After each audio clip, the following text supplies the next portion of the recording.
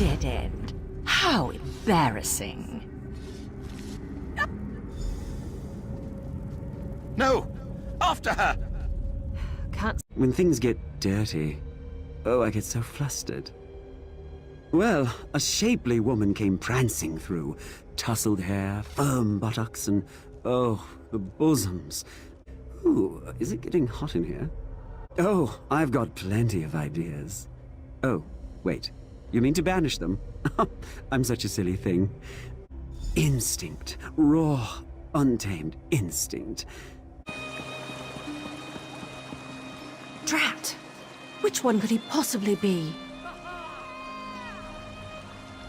You there. You're new to Elenthiel, aren't you? You certainly look like an outsider. I regret the necessity, but I must beg your aid. My brother is about to make a terrible mistake and join an appalling organization. Worse, an acting troupe. The House of Reveries may be famous across Summerset, but my brother is one of the most gifted academics of our generation. For him to waste his talents performing for rich nobles is just irresponsible. I fear he's already signed up, and that's why I require you as an ally. I'll need you to infiltrate the acting troupe. Laredale, my brother, knows my face, but he does not know yours. You must find him for me so I can talk him out of this. Auriel himself would smile on your kindness. Now, we haven't a moment to waste. The House of Reveries is hosting auditions this very moment. You must present yourself to Alchemy, the audition master, and impress her with your performance. Well, they don't take just anyone. Only the most talented performers even get an audition, but don't worry, I've already devised a solution. I've enchanted a set of knives that will allow you to juggle with perfect rhythm. They would impress anyone. Oh, it's quite simple, really. Toss one in the air and relax your mind. Your hands will do the rest. I've used them a number of times and never cut myself, and I'm about as coordinated as a drunken mud crab. I'm certain you'll impress a sponsor. Laredale and I have studied magic all of our lives, and have found few who match our skills. I knew it only a matter of time before a great opportunity came along, but even I was shocked when we were invited to join the Sapiarchs. Yes, a rather rare and momentous occasion. You're currently looking at the new assistant to the Sapiarch of Artifice. Not a position to be taken lightly. But how does Laredale react to such incredible news? He runs away to join the theater. I have no idea. He just left a letter saying not to look for him. I suspect it's just nerves. I can't imagine leaving my brother behind to rot here in Relenthiel. I need to find him and help him see reason. At first I tried to search for him myself, but Laredale is an even more powerful mage than I. He was able to obstruct any spell I cast to find him. I was able to track him here using more mundane means, but it set me back a month. Honestly, I couldn't tell you what is going through his head right now. For him to even consider wasting his talent on entertaining nobles with parlor tricks, why, it's simply unthinkable. What, and let this madness continue? No. Laredale is both a mage and researcher of extraordinary talents. He would be of great benefit to Summerset, perhaps even all of Tamriel. I just need to speak with him and I'm sure I'll convince him to leave. From what I understand, it starts with impressing a sponsor. A senior member of the House of Reveries selects applicants who they believe have demonstrated talent. They then train that applicant for a final audition in front of the Grand Maestro. It determines if you'll be accepted into the troupe or not. Not that you truly need to worry about that. As long as you acquire Alchemy as your sponsor and are allowed access to other hopefuls, you should be able to find out where Laredale is. In this case, Alchemy is a mer, not a practice. She's a member of the troupe and sponsor to the current potentials. They all have silly names like that. Banter, serenade, clever. Just another complication in our ever-eventful search. Laredale and I have studied magic all of our lives, and have found... You can do this, Ashala. You can. Oh, my stomach.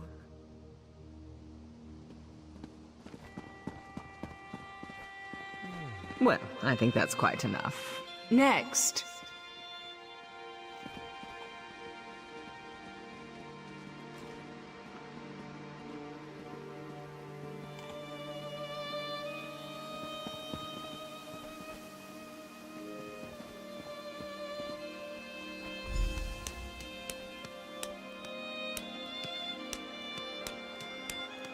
Well done. Come, talk. No more auditions for today. Oh, Car says. Of all the rotten luck.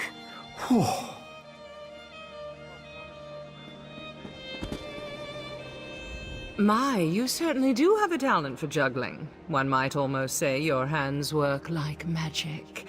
Tell me, why do you wish to join the House of Reveries? A wonderful answer, but it's not very creative, is it? I'd work on that. You'll want something more dramatic if you wish to impress the Grand Maestro. Still, I'd be happy to sponsor you for house membership, if you complete my challenge, of course. When we join the troupe, we abandon our old selves and take an identity reflected in our masks. What unique item suits you, I wonder? A griffin feather? Yes, that would be lovely. Go collect a feather and meet me in front of the Manor of Masks. Oh, not much, I'm afraid. I have many names, but my true name is spoken only in the dead of night, and only in the softest whispers. I am the daughter of a dragon and a rather robust Telvanni. I spit fire and turn into a wyvern on the full moon. Only me, of course. I'm teasing you. I was actually born whole from the earth when a lonely sapiart cast a spell to create a wife. He was attractive, I'll give him that, but boring, so I left him with a mud pie and ran off to join the theater. Oh, you're no fun. I'm actually a simple farmer's daughter who learned to mimic voices when I was but a babe. A life of plows and livestock was not for me, sadly, so here I am. Do you understand? We can be anyone here. You can be anyone. Why, I put you through your paces. After all, I've deemed you worthy to perform for the Grand Maestro himself. Whether he offers you membership is beyond my ken, but I've never made the mistake of leaving him bored. See that you don't embarrass me. You may join us, if you wish. Cast aside your old life, become who you truly wish to be. Live for your art, for the stage, for the sound of applause. But you must never reveal your old identity. It is our only absolute. Have you happened to meet an artist in Summerset? Had that distinct pleasure? All they care about is fame. But within our troupe, we live only for our passion. To prove that devotion, we rid ourselves of the past and live only for the present. We always wear a mask. To your mother, you are an innocent child. To your lover, a sinful treat. A friend to your companions, a terror to your enemies. But many here find their true selves within their craft, within their passion. I know I have.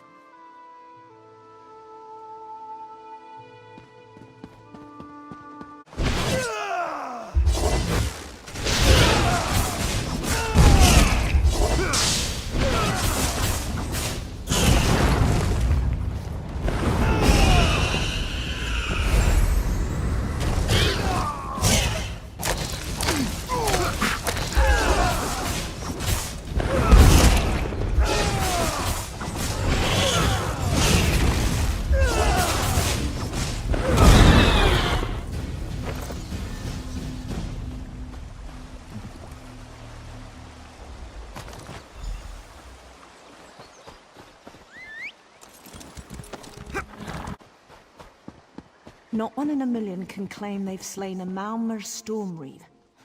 Damned impressive. You've returned intact. How wonderful. I was worried the griffin might have been a bit too much, but I see you're not one to be easily deterred. Good. Tell me, how did you acquire your most lovely feather?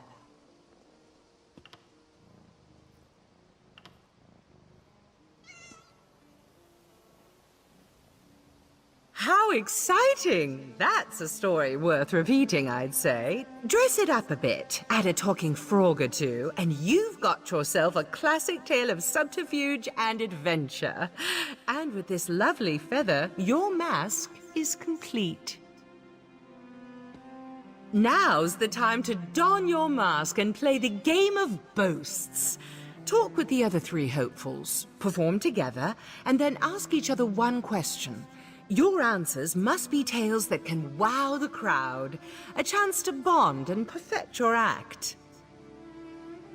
You'll find the other potentials inside our quarters, the Manor of Masks. We have a talented crop this week, but I'm certain you'll fit right in. Don't forget to wear your mask. We can't force you, of course, but why not get used to it?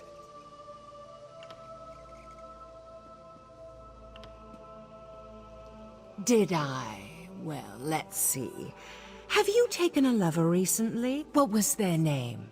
Oh, are you in a committed relationship? Or was it a one-night tryst?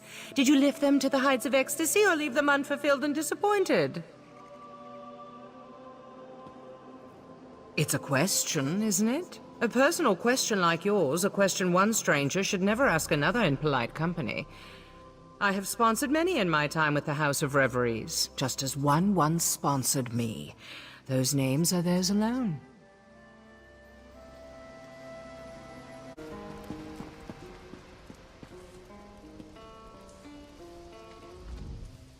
I heard your audition was a success. Of course, I knew my daggers would impress.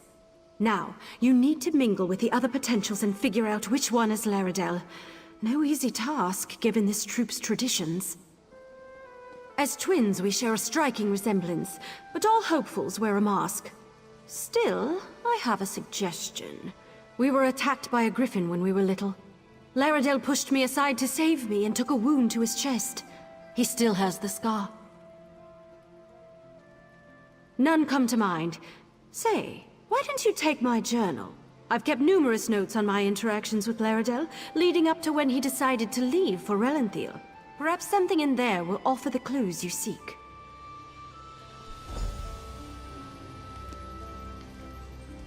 I do hope my journal is helpful. I'd never write down anything improper, so don't worry about my privacy. All that's important now is learning as much as you can about Laredell.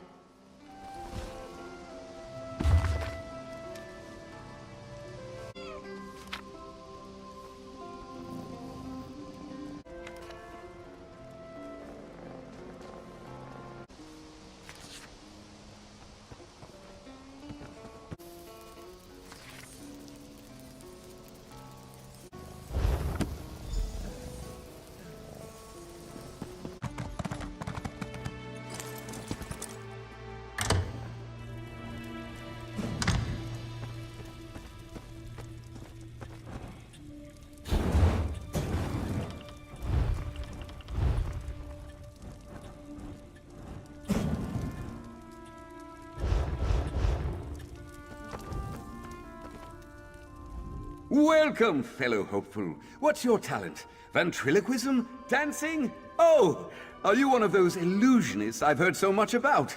No matter. You're here to play the game of boasts, aren't you? First, we must perform together. Alchemy didn't explain it. Well, I'm happy to share. First, we must perform as a team so we can learn each other's strengths and weaknesses. Should we both be lucky enough to join the troupe, we'll already know how to put on a performance. Well, let's start simple, shall we? I'll do what I do, and you'll do what you do. Join me and we'll see what we can do together. After that comes the fun part, the boasts. Well, that's the part I consider most fun.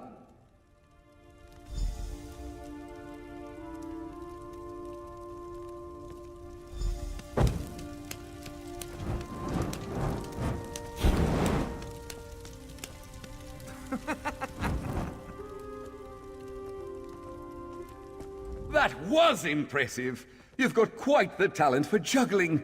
Never could I do that myself. Tried it once and nearly sliced off a finger. Now to the questions. I'll start. Tell me, my deft-fingered friend, where did you grow up?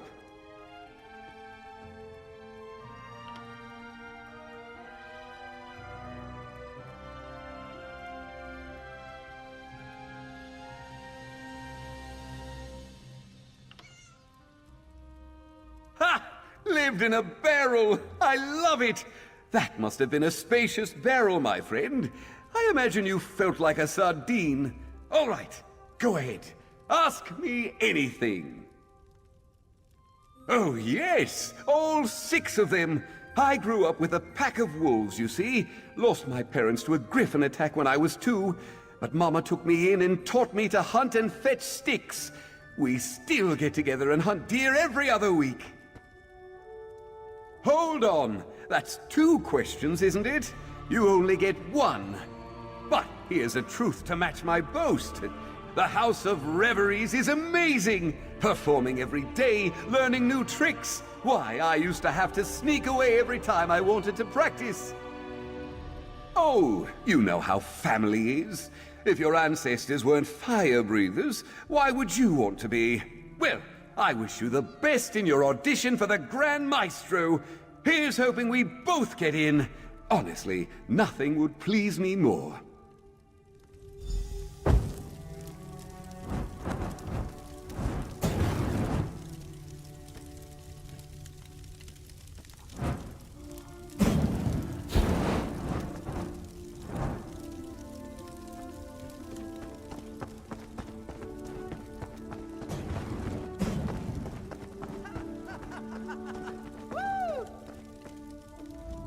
Well, hello there. Good to see another hopeful join us. Would you like to help me with my performance?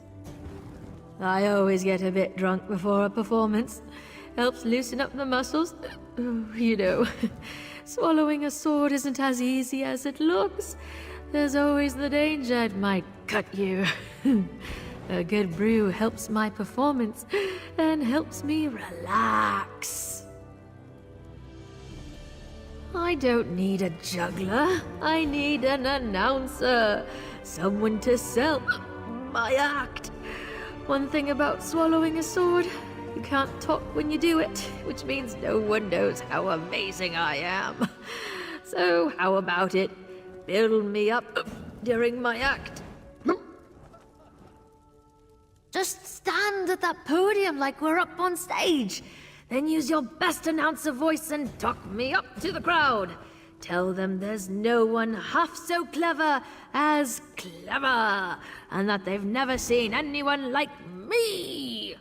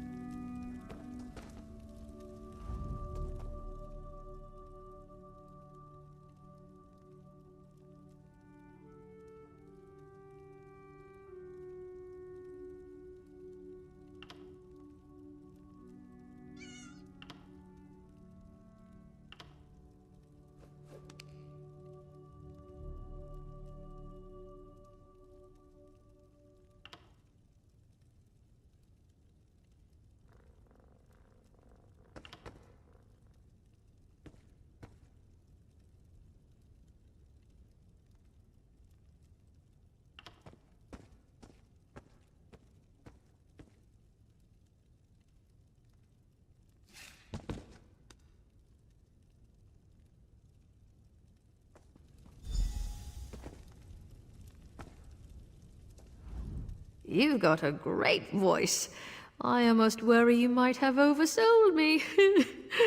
Now, to the game. Maybe it's the alcohol talking, but you're a fine-looking one, aren't you? Got someone special waiting at home? Tell me, I'm curious.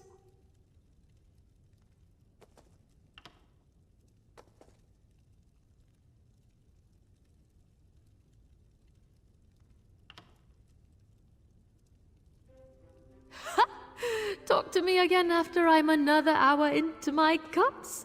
I have a feeling you and I are going to get along famously. Now then, I asked my question. What's yours? What are you dying to know about your new paramour? Do I? What? Well, that's just rude, isn't it? What, I'm not enough of a mer for you? I'll have you know I'm more than enough for anyone. I'm teasing, silly. I know what you meant, but no, I have no siblings. The troop shall be my family. Very much so. Why, the first day I was here, Loxon gave me one of her very own dresses. Said it was a shame I didn't have anything decent to wear. I near cried. It was so beautiful. Everyone here is just so kind.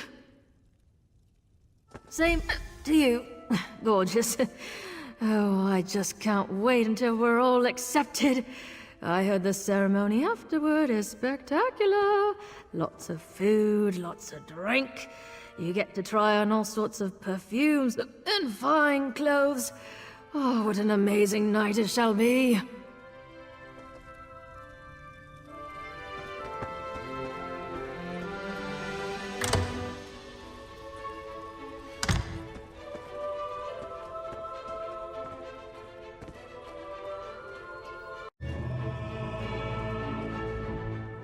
You must know, we are competing for the same post. Let me be clear then, in stating that I do not intend to fail my audition.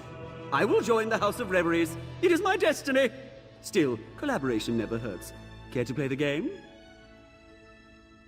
Even the most captivating of dances cannot entice an audience without the rhythm of a drum. The soothing sound of drum beats is primal, a reminder of our deepest selves. Yet I cannot drum and dance at the same time, so why not collaborate? Take this drum. 3 rhythm sections lie before you, fast, medium, and slow. I will move through the dances, I know, and you will match my speed on the drum. Match my speed, and we shall impress.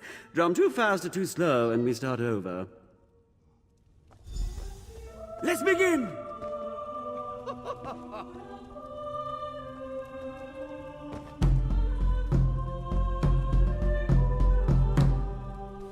No, that won't do. Let us begin again. Observe my movements and match my speed. Let's begin!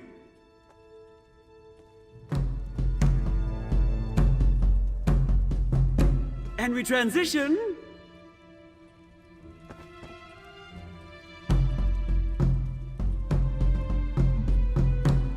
And again. Keep time.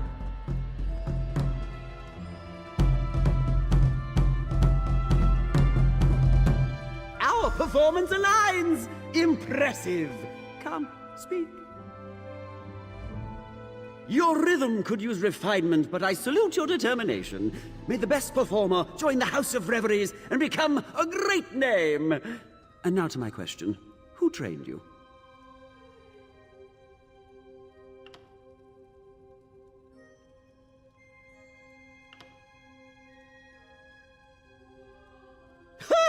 That is quite the image, I'll admit.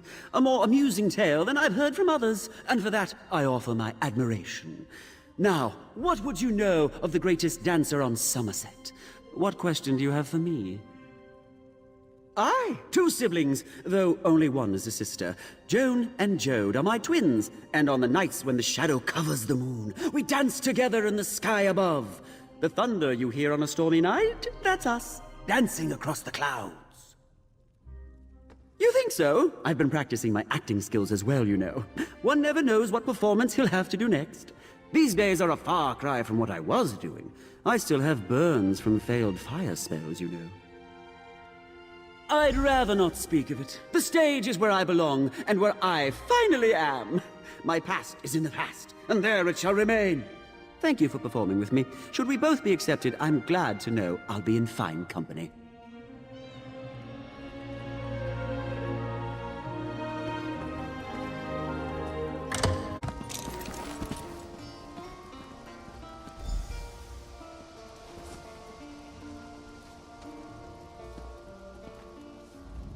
I know who you seek, Hopeful, but you will not find Fair Renide here.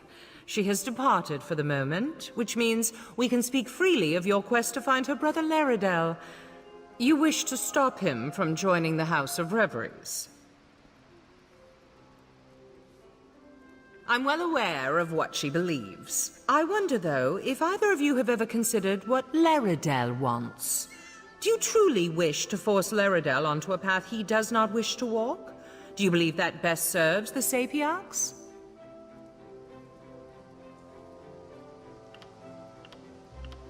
Well, then I'm confused. If you believe this, why help her track down her brother? Laredale has made his wishes clear, why not respect them? I know Renard loves her brother and believes she knows what is best, but his course is not hers to guide. Only if he wishes to speak to her. Right now he does not. Yet I'll admit to a moment of professional curiosity. You have played the game of boasts with the other hopefuls. Which of them do you believe is Laredale? Is he Firebird in disguise?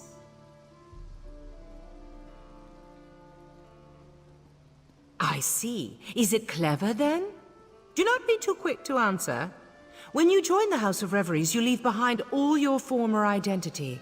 For some, this includes the gender they were once known as. So tell me, is Laredale clever?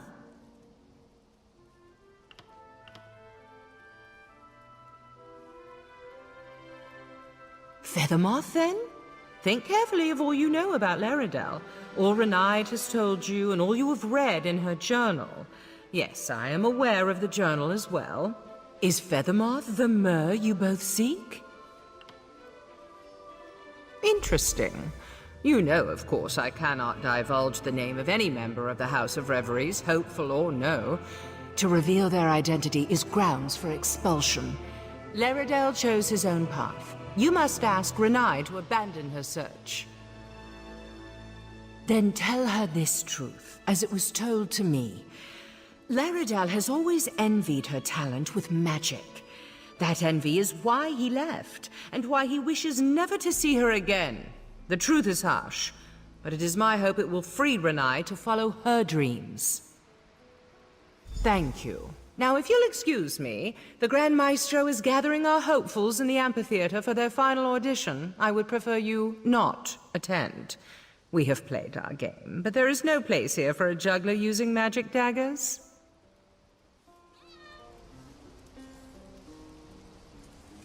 Look for Renard along the beach. Tell her this news of her brother. From all Laredale has told me, I know she is a talented mage and longs to join the Sapiarchs. She must recognize her brother simply does not wish to join her.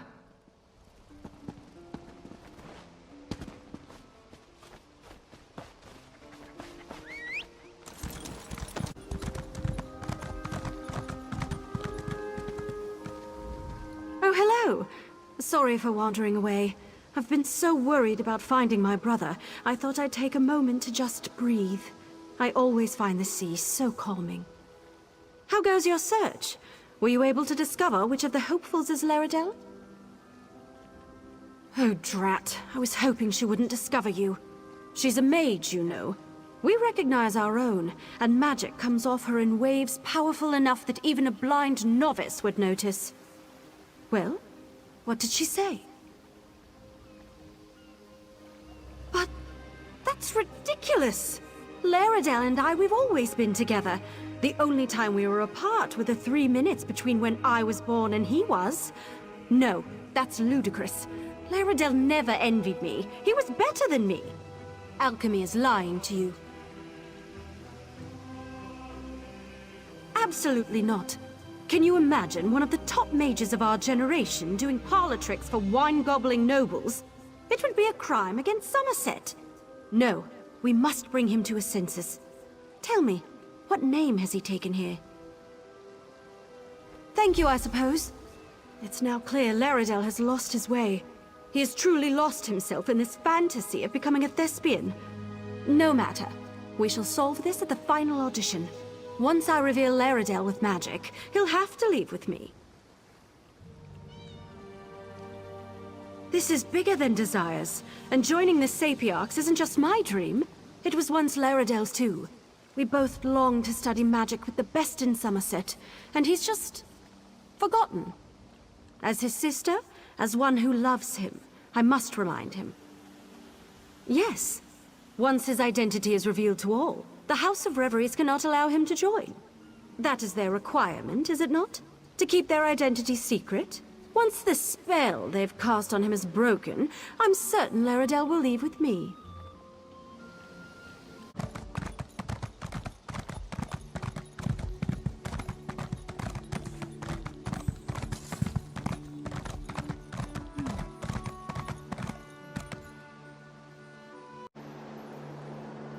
I seem to recall asking you not to come. I'm sorry, but I can't allow you to take the stage. I'll publicly withdraw my sponsorship if I have to. However, is everything with Renaid all right? Did you come here to tell me something? She what? Why, that stubborn, unrelenting... Oh, no. We can't cancel, and I can't allow my hopefuls to be unmasked. It would ruin them. Please, take the stage. I know some magic. I can use it to redirect Renaid's spell to unmask you and only you.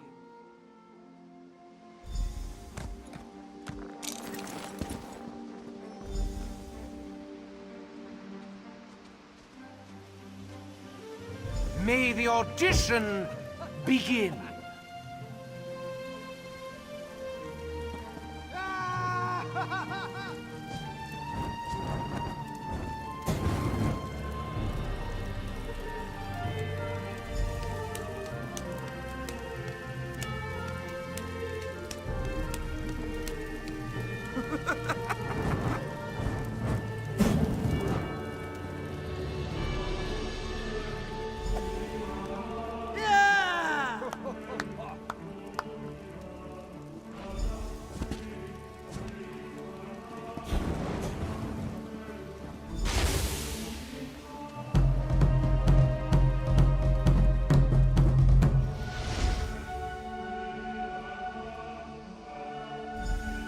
Mage!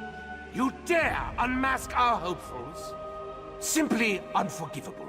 You are henceforth banished from Relenthir. Return and your freedom shall be forfeit. You! How could you? You betrayed me! Leave our sacred stage at once, before I have you wrapped in chains!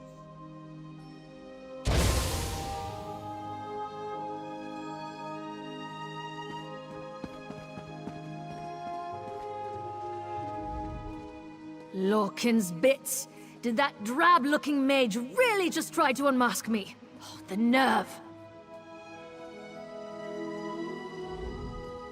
I don't really understand, but did you just save us from being unmasked? I can't believe you would sacrifice yourself like that. My friend, thank you. Lorcan... Did that mage really plan to unmask us? Why in Mara's name would she do such a thing? We've all worked so hard for this day!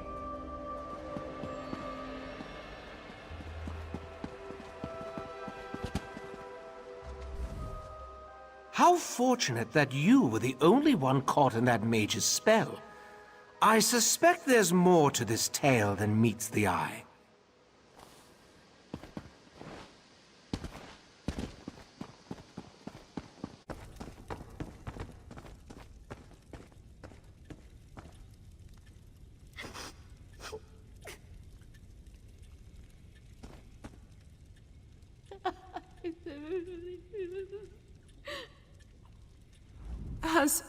Has she left? Has Renaid departed for Lilandro? Did I do the right thing? Was it right to lie to her about who I was? What if she never forgives me? I suppose there's no denying that now. Though I'd ask you, please, don't share it with the others. When I joined the House of Reveries over a year ago, I gave up being Laredel. I am alchemy, but my sister, well, she had other plans for me. We're twins. We've always been together. But while she loves studying and solitude, I hate it. I love crowds and people and noise. To join the stuffy sapiarchs, there's no greater punishment. Yet Renaid craves it. How could I take her dream away? She needs us together. If I refuse to join the sapiarchs and tell her I want to stay here, she'll give up her dream. She'll sacrifice her happiness for mine and be miserable. I can't do that to her. I'm lost. What should I do? Should I tell her?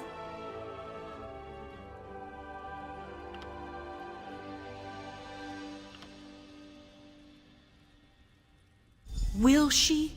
I'm terrified she won't, but you're right. Allowing her to think I envy her magic, that I don't want to be with her, that's far worse. Please keep her from leaving. I'll join you after I collect myself. Please find Renide so that I can tell her everything. I'll explain why we must part and ensure she follows her dream, just as I must follow mine.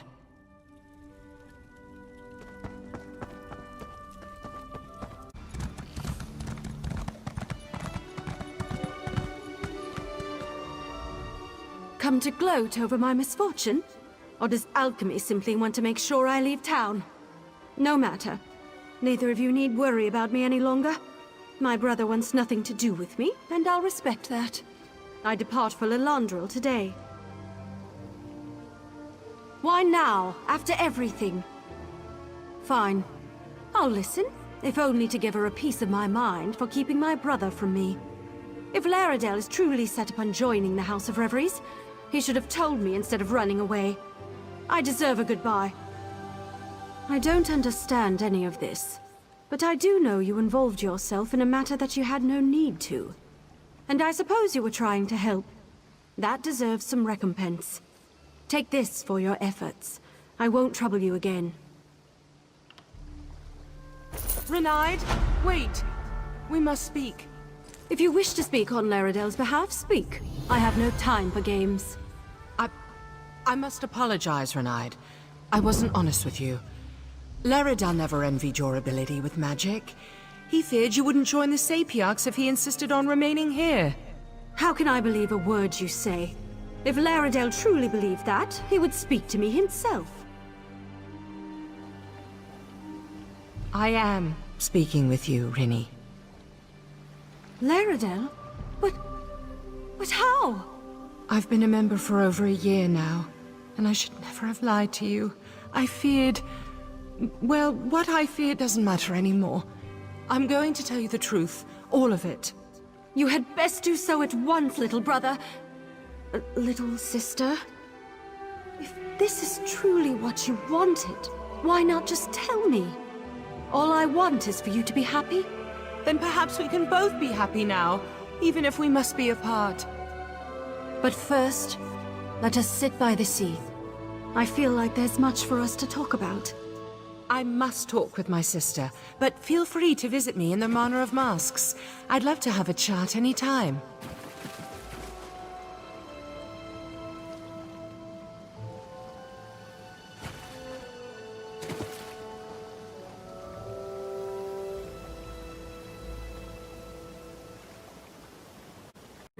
The mapping of orbic thought forms and dream phenomena. I also find myself saddled with the role of cultural attaché. I interact with all manner of strange and uncultured individuals, but yes, I maintain relations between my order and the Mages Guild's new arrivals. A trying enterprise. Please, if only for my sake, keep your business here peaceable, all right?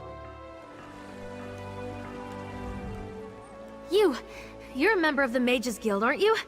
Please, you have to help me. The Sapiarchs accused one of our compatriots, my best friend, of a murder he didn't commit. They won't even consider the possibility that he's innocent. Another Sapiarch named Haladon. Emil arrived at the gates of Lilandril, carrying Haladon's body, and confessed to the crime. But he seemed shocked, confused. I know Emil better than anyone. He's not capable of something like this. I swear it. He's a pacifist for Mara's sake. The Sapiarch's investigation was a joke. They just took Emil at his word and handed down the sentence. Of course, the local guild magister rolled over like she always does. Coward. Please, I need your help. The Sapiarchs say Emil confessed to murdering Haladon, but he'd never murder anyone. He loved Haladon. I don't know if he's confused or disoriented, but I do know he wouldn't do it. Please, talk to Emil. Convince him to recant his confession. Emil and I are both members of the Mages Guild chapter here in Lilandril, and students of the guild's chief diplomat, Kalawende. As for our relationship, Emil is my dearest friend. Has been since we were both in diapers. I don't know if he'll listen to anyone, but I don't have a choice. The Sapiarchs and Mages Guild consider the matter settled, and they've forbidden me from speaking to Emil further. No one has forbidden you to speak to him. You can still reach him. An order of High Elf scholars and mages. They walk the halls of power here in Summerset, observing and advising. Of course, there's a thin line between advising and ruling by proxy. They're not over fond of us guild mages. They think we're reckless. To the Sapiarchs, stepping in puddles is reckless. Not folding your linens is reckless. By their standards, my 90-year-old grandmother is wild as a foal in springtime. No, the guild values new ideas, novel approaches, but it's far from reckless. He and Emil were very close. If you'd asked me before all this happened, I'd have wagered that one or the other was shopping for a Ring of Mara. They had common interests, but more than that, they had common values. Gods, what a tragedy. Restoration magic, wards against disease and curses, that sort of thing. They'd been researching ways to prevent lycanthropy, vampirism, and other afflictions. You see, the Emil I know dedicated his life to healing people, not murdering them. Absolutely not. Emil's gentle as a lamb, and Haladon didn't have a conniving bone in his body. The tension between the guild and the Sapiarchs weighed on them a bit, but not so much that it would drive them apart. Like I said, Emil is innocent.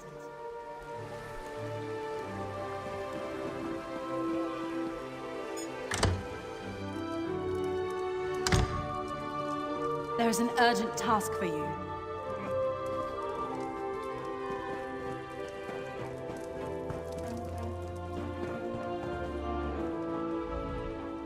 I don't have anything to say to you or anyone else. Please, go.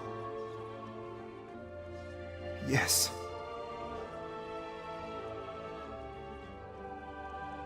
She's wrong.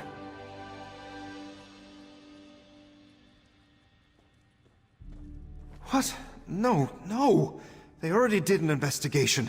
I murdered Haladon. It was me. Why are you inserting yourself into matters that don't concern you?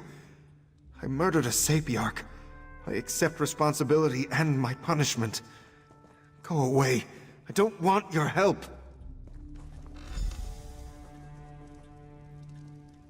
You there? Why are you interrogating Emil?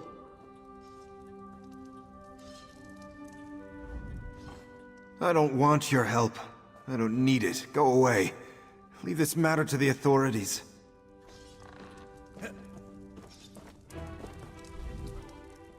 I am Kalawende, Chief Diplomat of the Mages Guild. I apologize for my tone. This has been a trying time. The Sapiarchs consider this matter closed, you know. What are you doing exactly? Who sent you?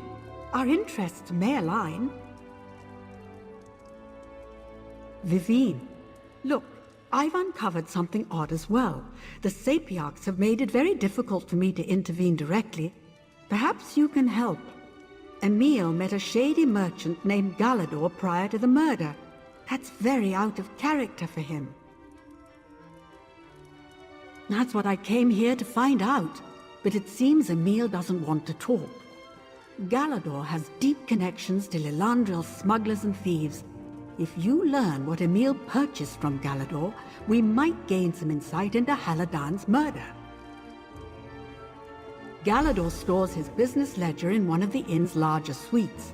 Unfortunately, he placed a hex on the book, making it impossible to read without a passphrase.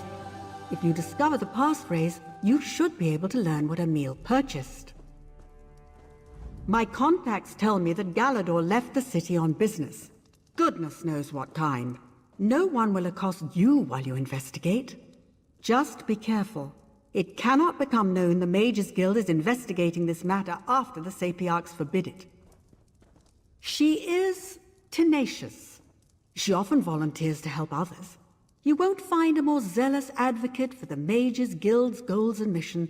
In truth, I've never had a greater pupil, aside from Emil, of course. In my experience, people use talent as an excuse for idleness and lack of effort. Emile and Vivine both enjoy great natural ability, but Emile's focus on restoration magic indicates purer motives. He also works harder than anyone I know. Truthfully, I'd love to, but as a diplomat, I don't have that luxury. The Sapiarchs consider the matter settled, and officially, our Mages Guild has accepted their ruling. I have a duty to preserve our relations with the Sapiarchs. It has exacerbated tensions that already exist. The Sapiarchs see this murder as evidence of our negligence. Members of the Guild resent it, so we're caught in something of a downward spiral. Yes, the guard who found Emile, Milleron, the Sapiarchs classified him as a Ryazen, a critical witness. Anyone with close ties to Emile is forbidden to speak with him, but not you. I'll find out where they've hidden Milleron. You look into Galador.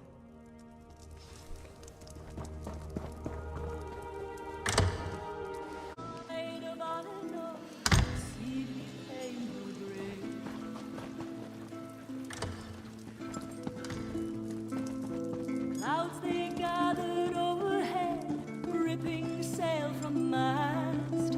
The hull creaked like a coffin's hinge as the captain yelled, "Hold fast!" My star-eyed bride of Alan, she never made it home. My star-eyed bride of Alan crashed upon the sea. Wind howled with the swells.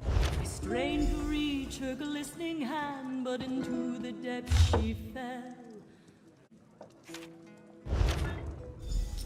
My star-eyed bride of Alan, whose last words were my name. My star-eyed bride of Alan, lost in storm and spray. My star-eyed bride of Alan, the cruel fate took away.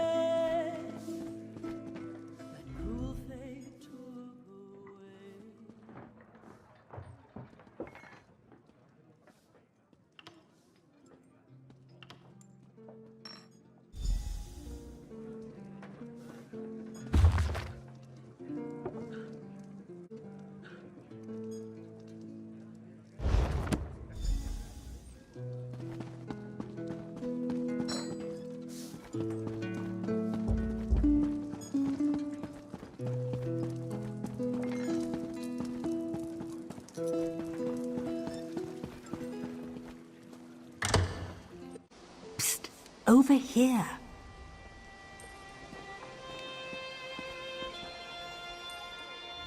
I trust you were successful. My own inquiries were fruitful. I've learned where we must go next in this investigation. But wait, I'm getting ahead of myself. Did you manage to break Galador's wards? What did you find? Honestly? What would Emile want with sheep's blood? And syringes? I'd suspect blood magic or chemical addiction if I didn't know Emile. Neither of those items are illegal. He must have bought them from Galador to keep the purchase a secret. I'll try to figure out what Emile wanted with these items. Meanwhile, I found the guard who arrested Emile, Millerant. I'm forbidden to speak to him, but you are not. The Sapiarchs moved Millerant to Lilandril's docks. Find out what he knows.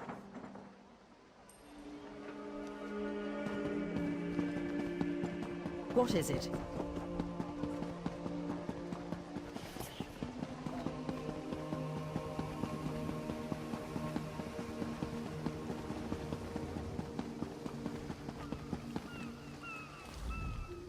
Welcome to Lilandril. Just off the boat. Lots of sailors coming and going. Just don't forget to submit your shipping manifests to the harbor master. Unless there's something else you need. Sad business, that. I was at my post when I saw Emile with a body slung over his shoulder. Once he reached the gate, he slid Haladan's corpse onto the ground and collapsed. He just knelt there sobbing, saying, "I killed him over and over." He didn't seem mad, if that's what you're asking. but he wasn't lucid either. When it comes to murderers, I've met more than my fair share. So you can trust me when I say Emil's no murderer. He might have killed Haladon, but it wasn't on purpose. Look, you need to promise me you'll keep this to yourself. Saltbreeze Cave is just south of here. Well-worn entrance, wizard's tools scattered about. I tried to tell the Sapiarchs about it, but your answers are in that cave. Guaranteed. This business with Emil was just too odd. Once the Sapiarchs convicted him, I had to find the truth of it. I took my coursing hound, Othelus, down to the gate and had him follow Haladon's blood trail. It led right to the mouth of that cave. No, Saltbreeze has a sour reputation. It used to be a popular haunt for the city youth to drink, sing, fornicate, that sort of thing. Then we lost a pair of lovebirds in a salamander attack. It's been abandoned ever since. At least we thought so. Of course they did. They'd already declared Emil guilty of the murder. Can't lose face over something like this. You got a confession, Milleron, just let it go. Humph. They're just anxious to be done with this whole affair. That's the other thing. Haladon looked like he'd been thrown off a cliff. Legs broken, blood leaking out of his ears, collapsed ribcage. You tell me how a wiry Breton could do that to someone. It doesn't make a whit of sense. Unless he can conjure up a stone club the size of an ox yoke, I just can't imagine it. I'll tell you to examine the body yourself, but the Sapiarchs already burned it. Convenient. This business with Emil was just too odd. Once...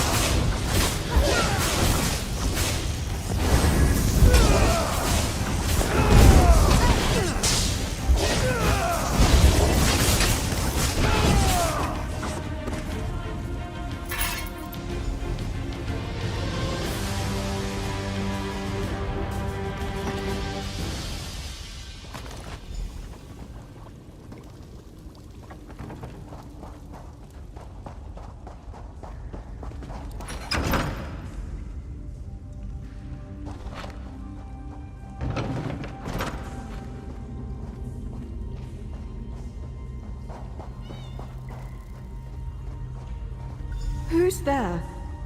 Please don't hurt me. I mean you no harm. Emil? Is that you? Where is Haladon? Is he all right? Auriel, forgive me. Please listen carefully. Emil did not murder Haladon. I swear it. The two of them only sought to help me. I suffered from a mysterious affliction. Haladon and Emil infected me with vampirism to halt the disease's progress. Gods, no! I came here with my companion Gerwardel. By the time we arrived, her illness was terminal. Emil tried to administer the cure to her too, but she broke free and attacked Haladon. There was so much shouting. I thought maybe they escaped. Stone abominations. Vampiric alchemy. If the Sapiarchs found out that Haladon had a hand in this tragedy, they would strike his name from the histories. Emil would never let that happen. Read Haladon's notes, you'll see the truth of it. Absolutely. Haladon and Emil loved each other deeply. It was obvious from the moment I arrived. Emil would never let something he did jeopardize Haladon's reputation. Were their roles reversed, Haladon would do the same thing. Guaranteed. I don't think you understand the Sapiarchs. It wouldn't be a simple matter of not praying over Haladon's grave. They would expunge his memory entirely. Every discovery he made, every scholarly paper, everything, it would be like he never existed. Undoubtedly. The Sapiarchs would probably dispatch a few vampire hunters to find me. But don't worry about that. I'll find a way to take care of myself. I believe so. The fog is gone. The flop sweats and sleepless nights with dreams of blood and stone. But the cost was high. Too high. Poor Haladon. And now there's the hunger. Yes, I can feel it creeping up the back of my throat. That thirst. It was just a tickle at first. Now, who knows how far it will go? Emil brewed this form of the virus alchemically. Maybe this will pass and I won't need to feed it all. I can hope. Never. Enough people have suffered on my account. Anyway, how would I find them? The shale skin disease claimed my sight before Emil had the chance to administer the treatment. I will find a way to survive without harming others. You have my word. My new condition does have a few benefits. My senses are keener now than they've ever been. I can hear the flutter of a moth's wings and smell lichens in the next room. It's enough. It will have to be enough. They called it osteochondritic fever, a rare virus that hardens the skin like stone and oyster shell. And as if that weren't bad enough, it also drives you insane. Gerwadel had already succumbed to the madness when she attacked Haladon. We were part of a merchant fleet that got blown off course, wound up beached on an island full of slowed mischief. Something in the air there, or perhaps the water. All of us were infected. So far as I know, I'm the only one that survived. Truthfully, because he was the kindest, most generous mayor I've ever known. We were childhood friends, you see. When I wrote to him about my condition, he didn't even hesitate. He just bid me come to Lilandra, no questions asked.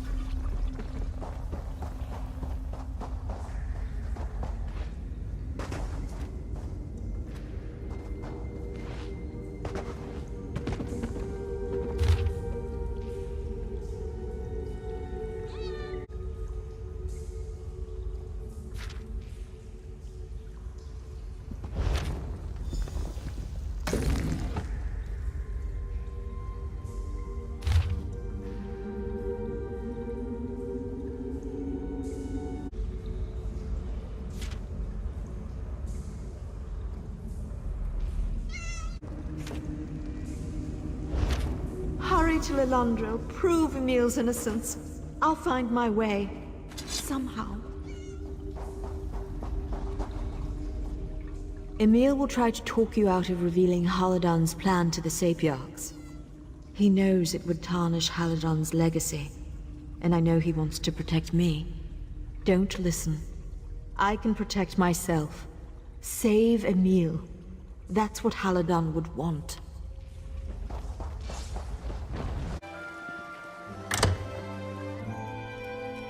The guild has need of you, comrade.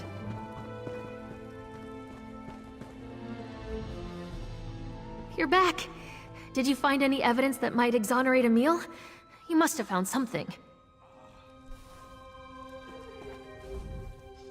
What did Guard Milleron have to say? Were you able to discover anything that might shed light on Haladon's murder? You again? I told you, I don't want to talk about this. I'm guilty. What? No. No, you're mistaken. No. You can't believe her. She's lying. I attacked Haladon. I killed him. You're making this up. No one will believe it. No. Please, you must burn those notes. If the Sapiarchs learn what Haladon and I did, he'll be ruined. Disgraced. All his work will be for nothing. And Norasea. Mara, save me. Poor Norasea. They'll kill her. Please, you must keep this a secret.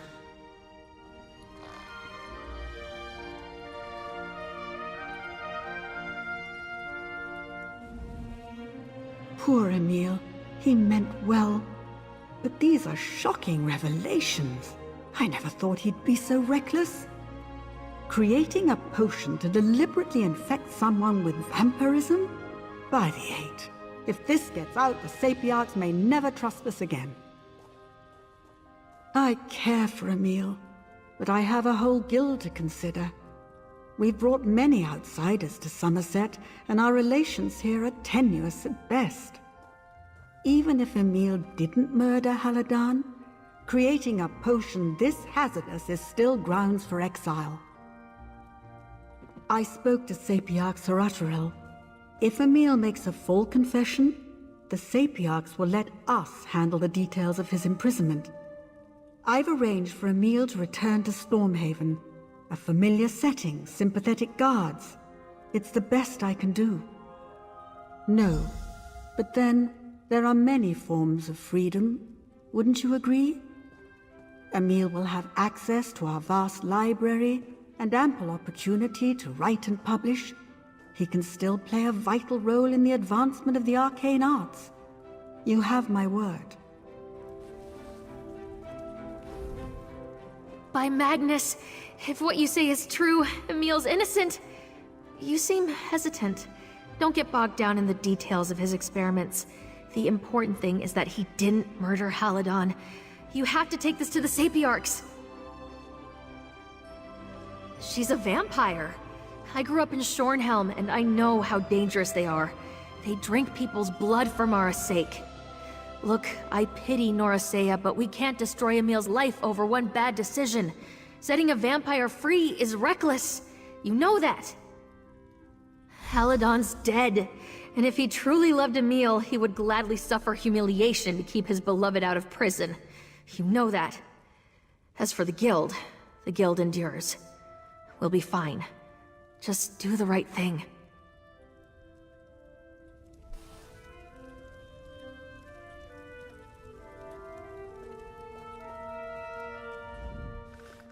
There's nothing to consider. Even if I didn't kill Haladon, the vampirism was my idea. He never would have agreed to it if I hadn't pushed him. Haladon meant more to me than you'll ever know. His memory is all I have left. Don't ruin it. Please.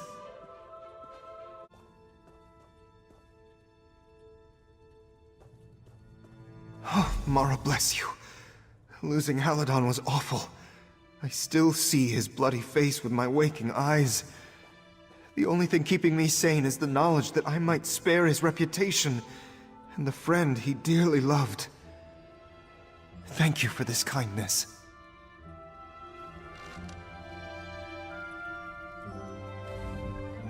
I know this wasn't easy. Condemning an innocent man to prison makes me nauseous. But sometimes sacrifices have to be made for the greater good. As odd as it sounds, I think your decision brought Emil some measure of peace. Thank you.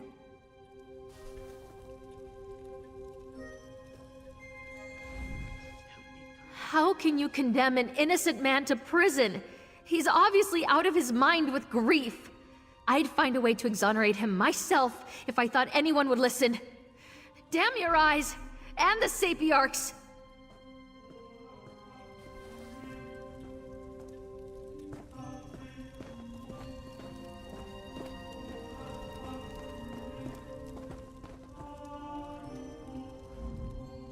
You have new evidence to present? Very well. I trust your investigation was thorough and unbiased? Or rather, as thorough and unbiased as an itinerant newcomer can manage. What new evidence do you wish to enter into the official record?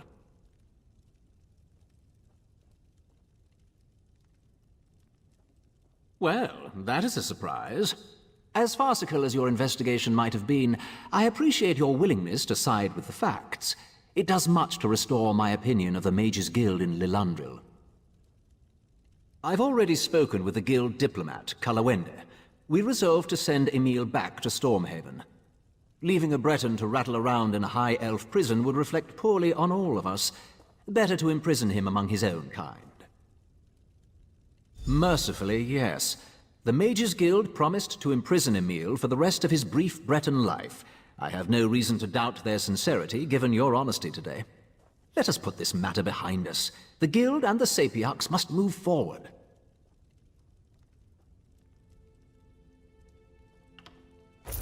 Now, I see no reason to delay Emil's exile. I will formalize his conviction today, and have him turned over to the Mages Guild shortly thereafter. This sordid affair has caused enough pain. I'll not draw it out. Your honesty and Kalawende's willingness to accede to our demands give me hope for the future. The Mages Guild suffers from all the vices of youth, but perhaps, with our help, it can grow into an organization worthy of its proud high elf heritage.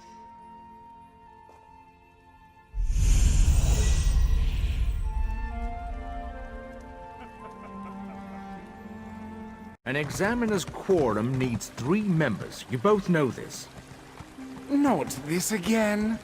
It's not just superstition, Soraville. We need outside perspective. So, what? We just randomly recruit the next adventurer that passes by? Step back, if you please. There's a murder investigation underway. Unless you have something to contribute, in that case, talk to Tarnamir.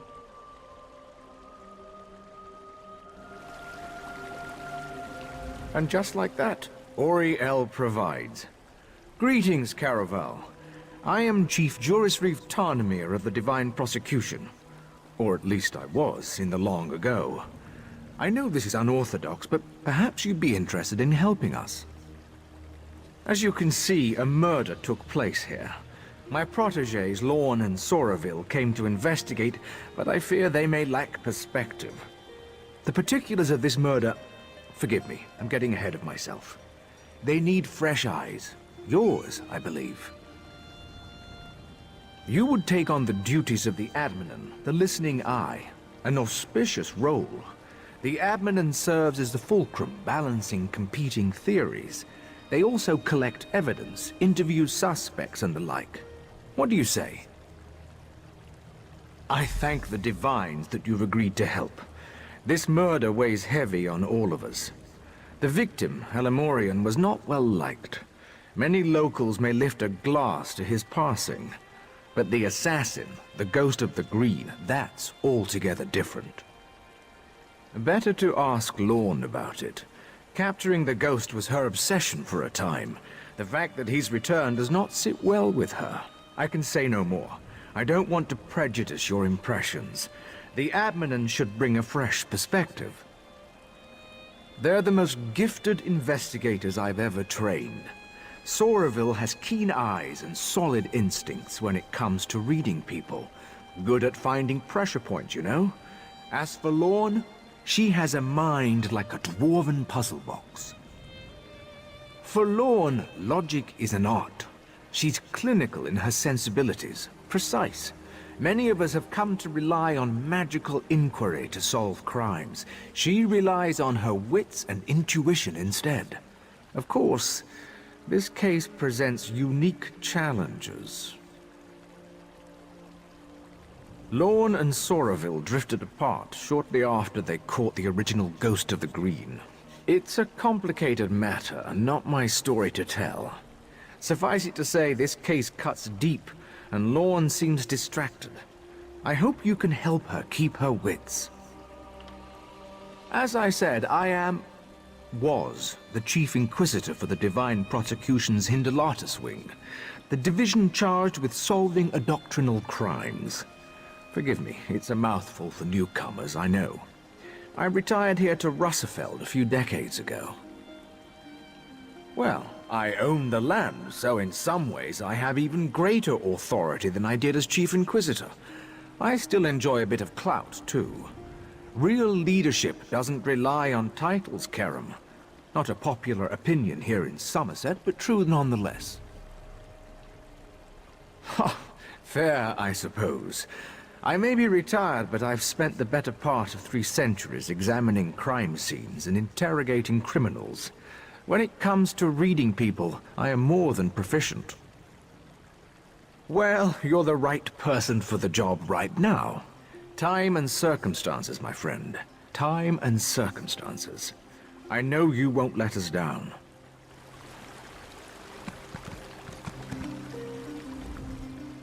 So, Tarnamir recruited you, eh?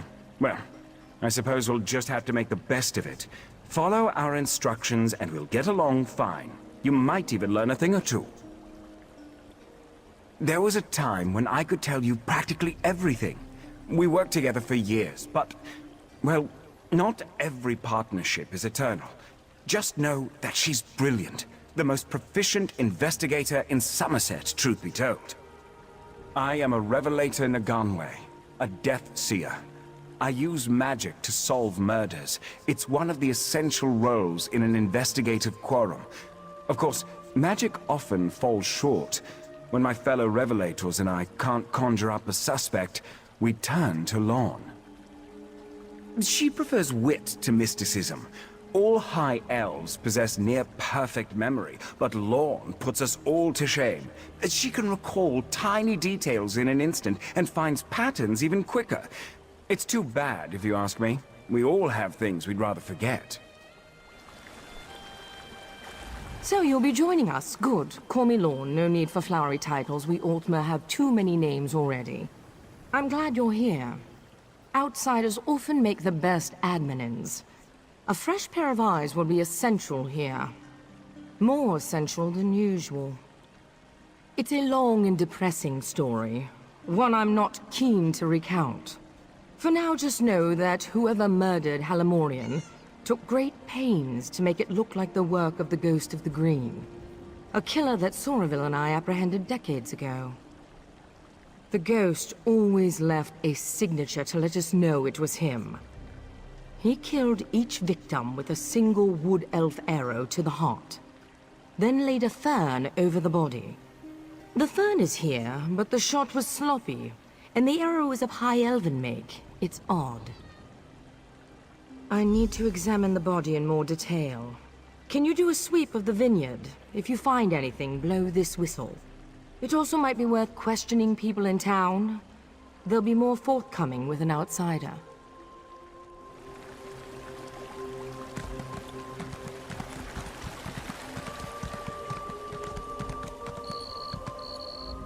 Ah! You come to babble with Babblebrook? When came the killers? I had a look.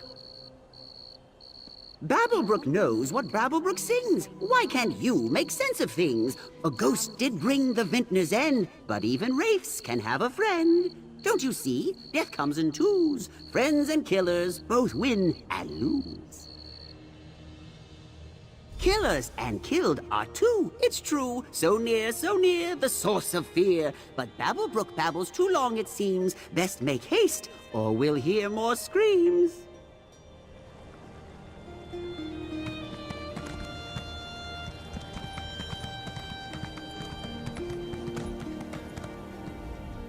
It really is too bad about Halimorian. I told him he shouldn't be so free with his politics.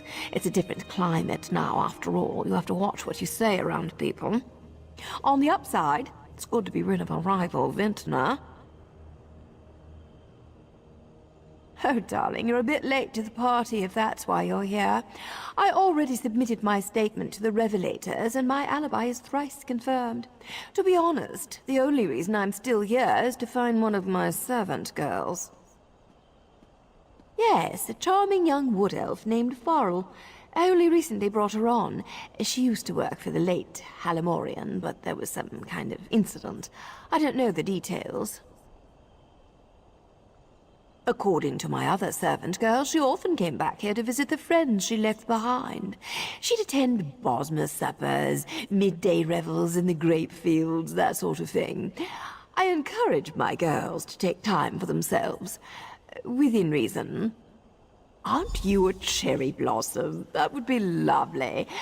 Take care, Karen.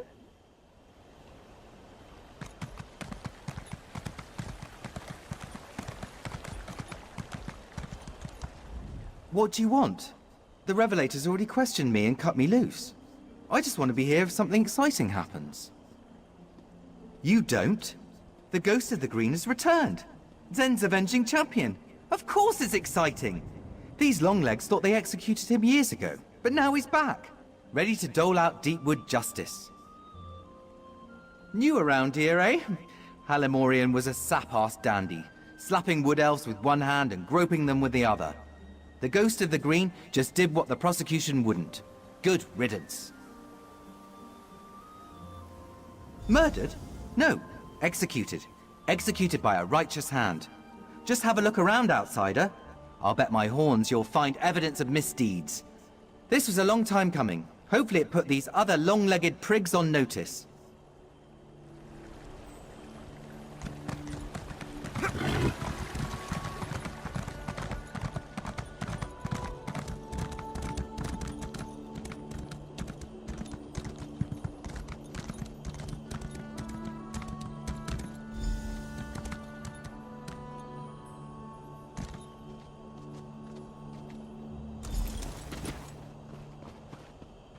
Another body.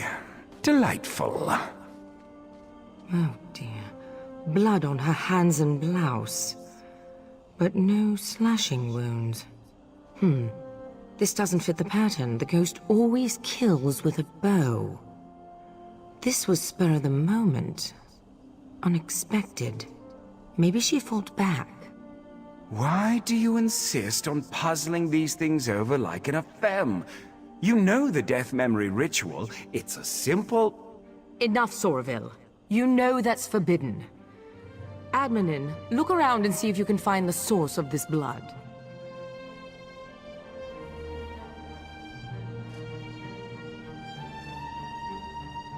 Two victims now. I can't let this happen again. It's a forbidden practice. That's all you need to know. Fine.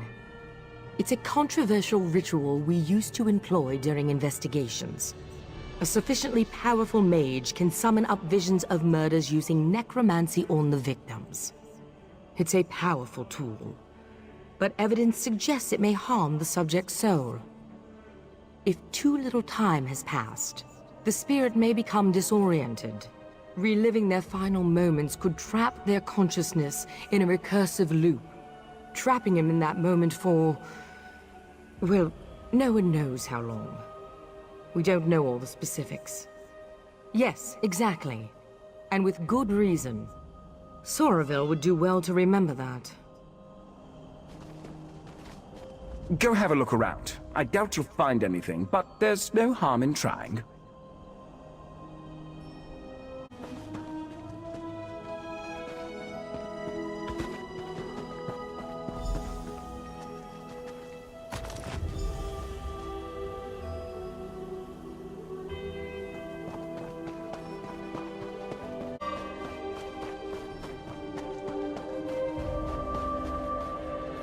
You found something?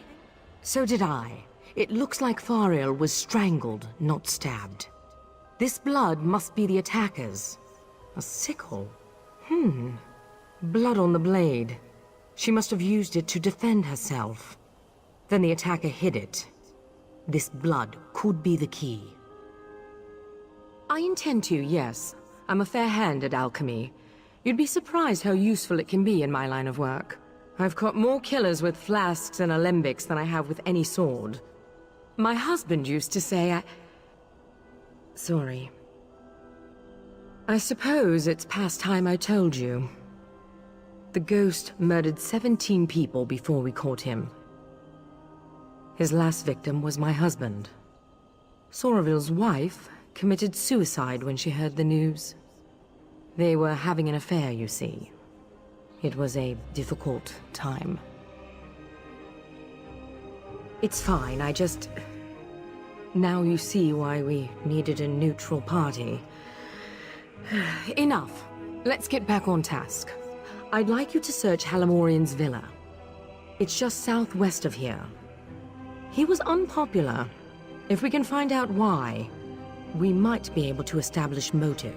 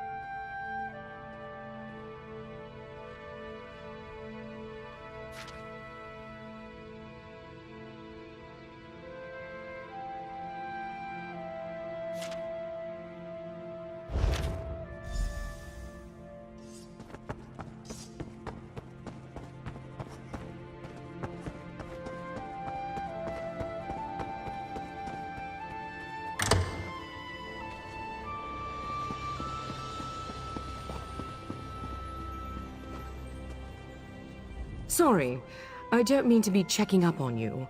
I just think better when I walk. And the blood is still simmering in the alembic. It will be some time before I have the results. Did you find anything of use in Halamorian's villa? From what I hear, the accusations are almost certainly true. So, Halamorian was making unwanted advances. Of course.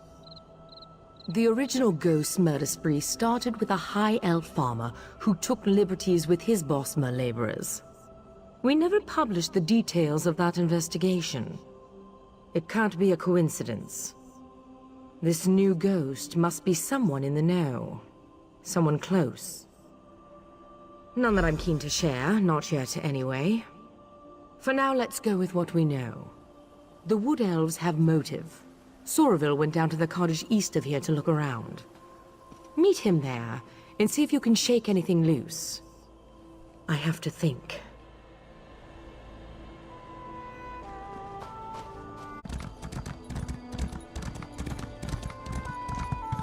I assure you, Chief, it would bring me no joy to unleash our revelators on your new home, but I'll have to unless you let us take a look around. Fine, but just one of you, your partner. Do your work, then leave us in peace. One, then. I'll be sure to report your compliance to the Divine Prosecution. Like we have a choice in the matter. Come, join me for a meal. Meat's fresh enough. Delightful.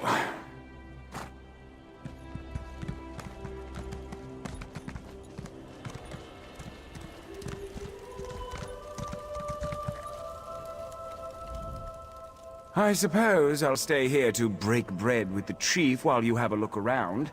Not the way I wanted things to go, but we will simply have to adapt. Did she? I must admit, I'm surprised. Lorne never talks about that ordeal. Certainly not with me, anyway. My. Are you an adminin or a confessor? Tarnamir is quite right. After all that happened, we had a difficult time getting back into a routine. I tried to keep things professional, healthy, but she was just lost. She never fully recovered. Tarnamir. When the Ghost of the Green returned, Tarnamir naturally called on the two people best suited to catch him. It was awkward at first, but we've managed. I suppose I have you to thank for that. In part, at least. Not regularly, no. We High Elves have acute memories, but I find that if you stay busy enough, you don't have time to reminisce. So much the better. Anything at all that could link this clan, or one of its members, to the murders of Halamorian or Fariel. None of these Wood Elves held Halamorian in high regard. We just need to find out if that enmity led to murder. Operate under the assumption that the killer was here, or still could be. Question everything you see and hear, and look out for any overt or subtle references to the Ghost of the Green. Ah, yes. I hadn't even thought of that. A corrupt High Elf merchant and an abused Wood Elf girl. There are certainly similarities. I find everything suspicious. Whoever this killer is, they've obviously acquainted themselves with the ghost's history and methods. We kept most of those details secret, but unscrupulous revelators routinely sell those details to enthusiasts. Honestly, I think this is the work of a deranged and obsessive mind. One of these Wood Elves read about the Ghost of the Green, saw an opportunity for cultural glory, for immortality, and seized it. Even so, Lorne and I have to be sure.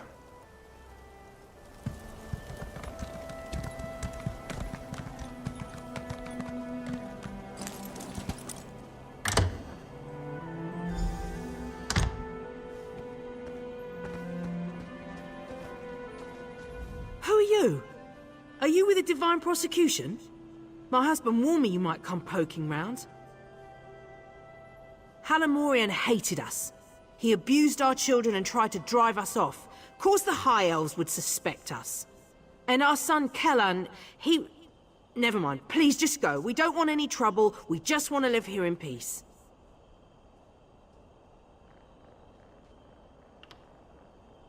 You really just want to keep him safe? Well, I'm not supposed to say this, but Kellan has been going on about the Ghost of the Green for weeks now. You know boys and their masked heroes. I didn't think there was any harm in it. But now... No, of course not. He's a good boy. I only mean that it could look suspicious because of his interest in those old legends. Besides, didn't the Ghost of the Green run around in a mad hunter's costume? Where would my son get something like that? Yes, I'm sure.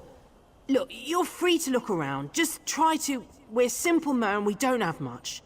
Halamorian may have been a cruel bigot, but none of us would ever murder him for it, I swear.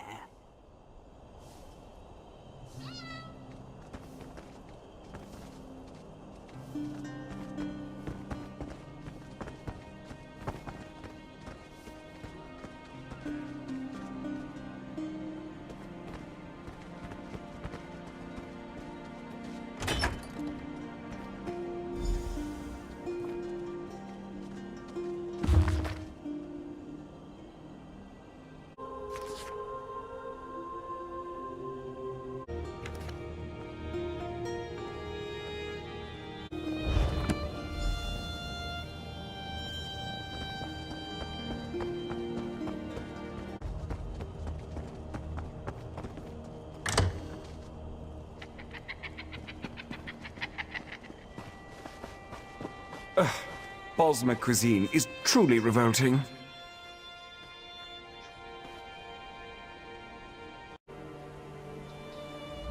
I bought us as much time as I could. I hope you found something useful. A shrine? There's an old shrine to Ifre west of here, the Red Temple. But from what Tarnamir told me, people rarely visit. Filled with wild animals or some such. I only know of one entrance, a cave nearby. Follow me.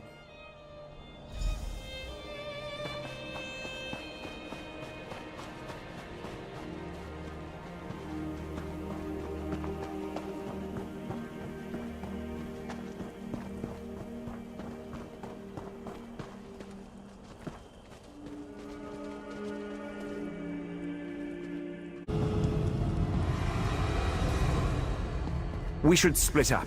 Don't want this little scamp slipping out behind us. I can handle this gap easily. You search the other hall.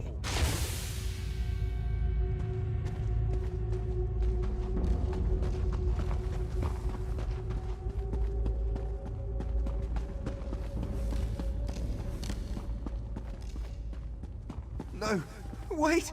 I did everything you asked! I just can't anymore! I'm not a killer! I only wanted to protect Farrell! We could have worked such terrible wonders together. Pathetic. You, though, you're perfect. Tell Lorne her past is hunting her present. Yes, tell her that.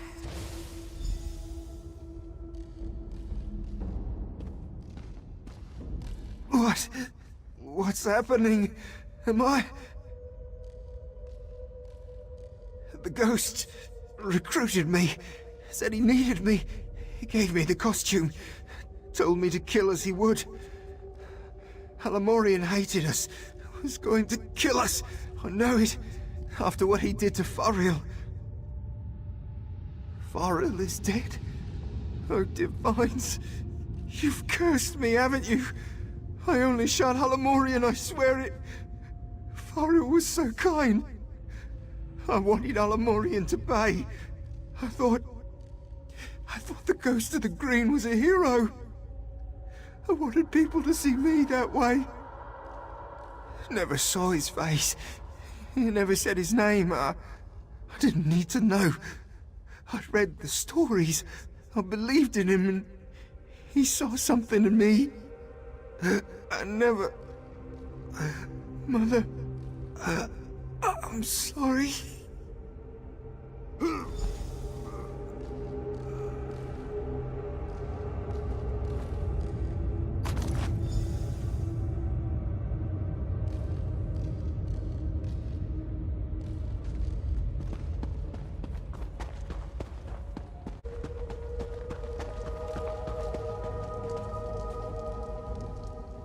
I was too slow. Damned Mer slipped right past me. Tall for a wood elf, and quick as a spooked hare. So, it really is the Chief's son. Wait, what? What do you mean, another Ghost of the Green? The journal you showed me... Did Kellan kill Halamorian or not? What about the wood elf girl, Fariel? Did he kill her too? Yes. Show her the arrow immediately. Perhaps she can compare Kellan's blood to the blood on Fariel's sickle. At the very least, we'll be able to determine if Kellan killed Fariel. I'll be along as soon as I'm able.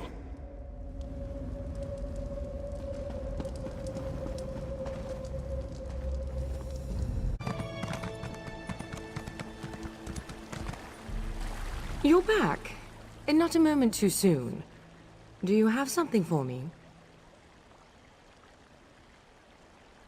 A second ghost. I suspected as much. And he killed this Kellan with that arrow. Another high elf hunting arrow, like the one that killed Halamorian. Kellan had motive. This second ghost provided the costume, the weaponry. But why? So, this isn't about Halamorian. It isn't about the Wood Elves or Altmer prejudiced. It's about me. It's always been about me. I knew it. I knew this was too convenient. I also knew the Mer who killed Fariel couldn't be this Kellan. I just finished experimenting on the blood from Fariel's sickle. It was Altmer blood. This second ghost isn't some wood elf zealot. He's a high elf like me. I moved the bodies to Tarnamir's manor. We should... Maybe we missed something.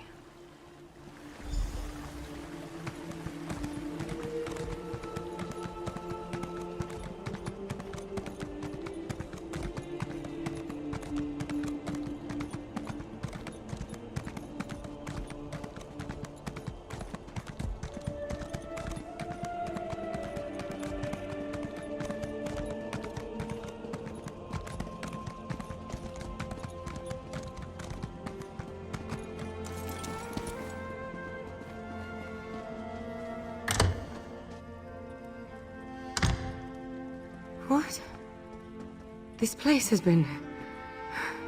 What happened here? Oh no. No. Tarnamir? Tarnamir, are you here? Tarnamir? No. I can't.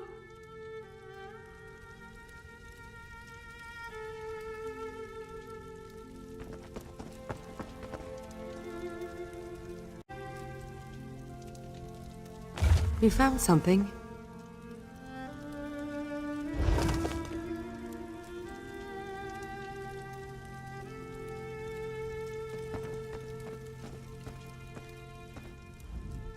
This is a message. Everything in this room. It's all meant to tell us something. What's that on the wall? Elevane is another name for the Heeless Owl. Elevanes lay their eggs, then abandon them. We use that word to describe people who are cold-hearted or aloof. And then there's the bodies. Arranged to mimic Mara's cross. This is about love. Intimacy. Or more likely, someone I failed to love. There's only one suspect left. A Mer with means, motive, and deep understanding of the Ghost of the Green. No, it can't be. The Ghost of the Green ruined Somerville's life, just as he ruined mine. If not for the ghost, Somerville's wife would likely still be alive.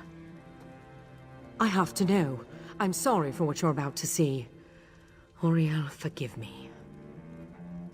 Stand back, and I'll show you.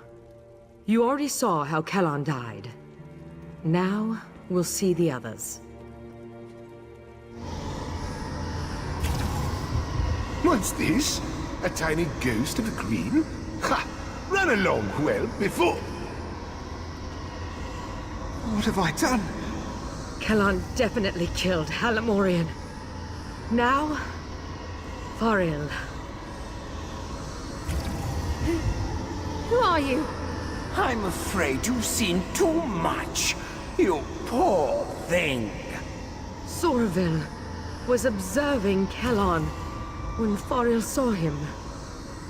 She slashed him with her sickle before he overpowered her. So it is you. Shame on you.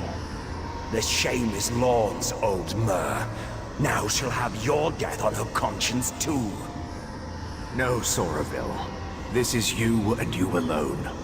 Give my regards to my loving wife and Lorne's degenerate husband. I know you're watching, Lorne. Now that I've broken your spirit and you've broken your vow, come to the place where my wife is buried. There, I will break your body.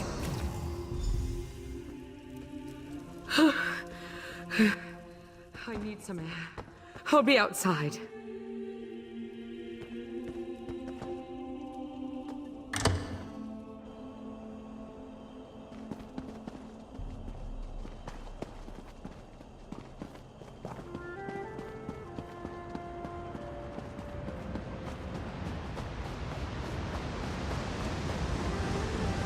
How could he blame me for this?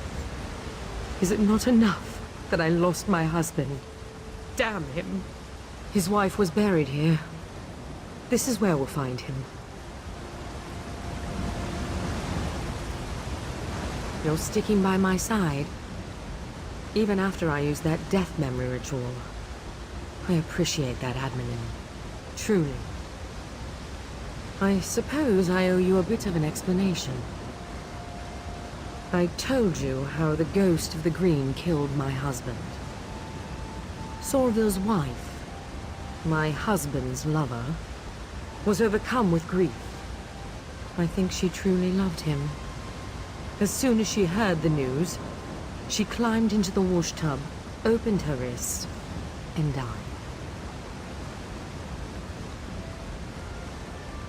Not for that. For what came after. Soraville wanted us to mend each other's wounds. Perhaps even fall in love and make a life together. I just couldn't.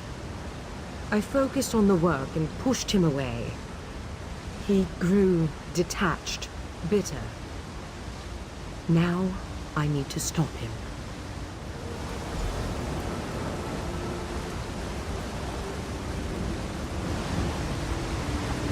Come, let's put an end to this.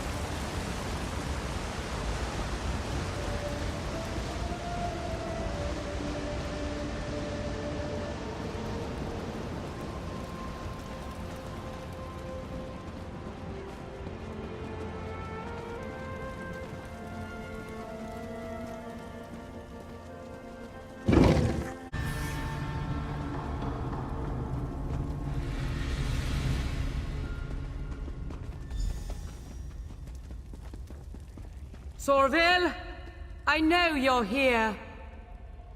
What do you want from me? Oh, Lorne, I've already taken so much. Your teacher, your honor, your pride. There's only one thing left for me to take. Your life. Soraville. Don't worry about me. Go. We can't let Soraville escape again. Don't worry about me. Find Soraville. Go!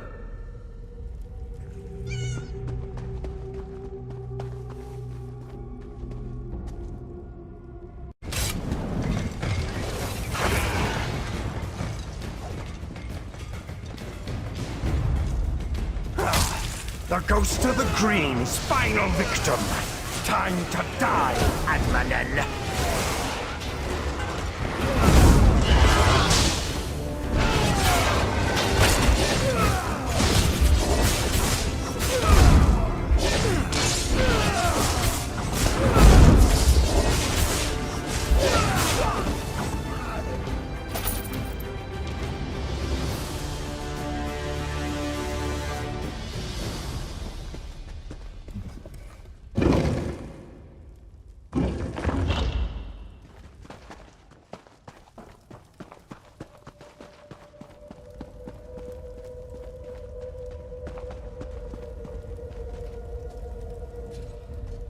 Soraville. Is he... He is. It's done then, isn't it? I knew he wouldn't come quietly. In the end, I bear the blame. A killer. Right beside me, and I didn't see it until more lives were lost. I'm glad you are here, Admanen. I will be. The arrow struck near my collarbone. Soraville was a gifted marksman. Maybe he couldn't see as well through the mask, or it was nerves. Or maybe he didn't really want me dead after all. Just one more question I'll never have answered. One more thing, if you're willing. I'm certain that Soraville never spoke to Kellan's parents, given that this was all his scheme to begin with. They lost their son, and they don't know why. It was you that avenged him. You should tell them that. I just need a moment here alone. Ironic that this came to a head in such a holy place. Maybe I can find some absolution here, or at least some small measure of peace. He did. Perhaps I deserved it. But all those people, an innocent girl, a naive young Mer, a dear friend. They paid the price, while I still live.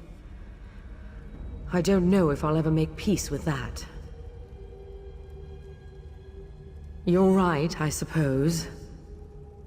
I just wish I had been better. A better Jurisreeve, a better wife, a better friend. Maybe I could have prevented all this. I'm sorry. Thank you for your kind words. I will try to take them to heart.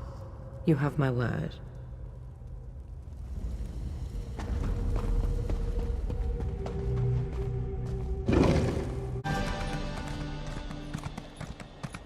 He's my son. I deserve to know what's going on. I don't. I am sorry. But the prosecution is still examining his body. We will release his remains to you as soon as we can.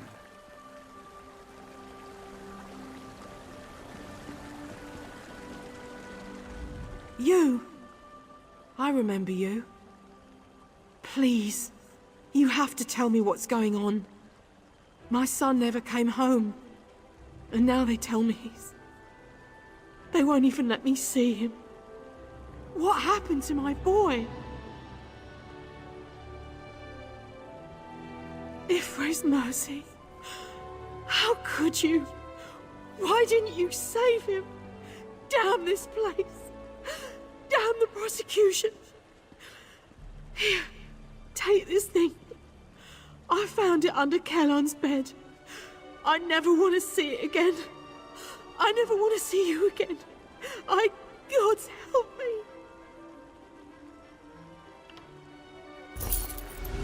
A hard thing to witness. There are rarely any happy endings in this line of work. You just have to remember that things would be much worse had you not been here. That matters.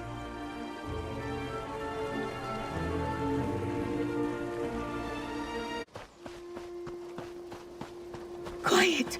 Someone approaches. Is it Kanhar? I can't sense him. Disappearances are all the more reason for you to leave. No, Panara. I'm sorry. Sorry, stranger. My friend can't see too well anymore. She mistook you for someone we've been looking for. Things have been rough lately. More than a few of us have disappeared recently. Kanhar's group are just the latest. They set out to search for the missing and vanished themselves. We're giving those buried ruins a wide berth now. They've stood quiet for decades, but now, new yawning sinkholes, eerie sounds at night. I don't jump at shadows, but missing people? That's a warning I can heed. If you head down there, take a look around for our friends, will you? You're a kind soul. Be careful. We've lost a lot of kind souls of late. That pushy noble, Fydor, might know something about that. He arrived not long ago, claiming to own the place. Certainly acts the part. He was friendly enough with his questions, about this land, the manor, and so on. Eventually, he tried to convince us to show him around, and started getting pushy when we refused, pressuring us to get off his property. He happened along after our people started vanishing, and he's got reason to want us gone. Raises an eyebrow, yeah? All I'm suggesting is maybe it's time someone started pressuring him for details. It's quiet, and usually free of nosy locals shooing us away. Too scared of the curse. There are a lot of superstitions about this place, but it was nice here. Until recently. The details vary, but they all revolve around the town being wiped out and swallowed by the sea. The sort of divine wrath stories that keep average folk from straying from their safe, comfortable lives. Nowhere else to go. The wastes, as they call them, have been a safe haven for the outcast and unwelcome for a long time. We kept to ourselves, never invited trouble. It showed up anyway. Not much. The land just opens up like a yawning mouth without warning and swallows everything above. Noises echo out of the holes sometimes. Beastly sounds, or what you'd swear were whispers.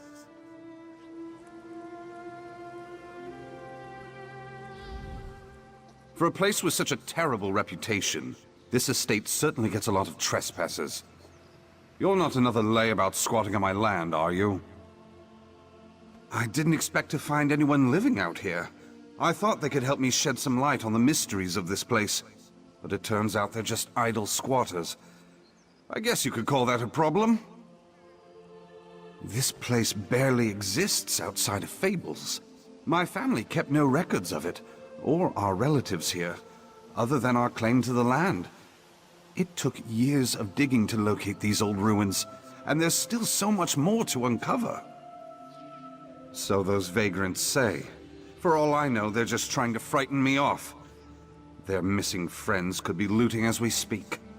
I'm not leaving until I've searched the ruins myself. I don't mind having some company in this endeavor. Most people are barely willing to speak of this place above a whisper, let alone offer any help. Let's try to find a way inside the sunken ruins, shall we?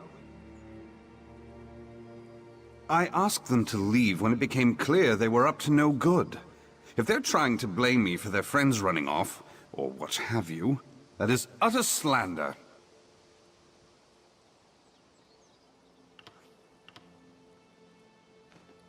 I'm not. I swear I'm as in the dark about these missing persons as you are. The only reason I haven't been to the ruins myself is because I'm not sure how dangerous things really are, and no one was willing to help me. They're outcasts, most likely criminals. My concern isn't so much about why they're here, as to what they may be doing to my family holdings. They could be using priceless records for campfire tinder for all I know. My kin feel I'm wasting my life on a footnote. My parents even threatened to disown me if I continued my search, but that only spurred me on. I want to know why this branch of the family was all but forgotten. Lineage is everything in Ultima society. The Queen alone could fill a library with her genealogy. We should have preserved everything we could about this place, but instead, nothing. I must know why this place was buried, figuratively and literally. I don't mind having some company in this endeavor. Most people are barely willing to speak of this place above a whisper, let alone offer any help. Let's try to find a way inside the sunken ruins, shall we?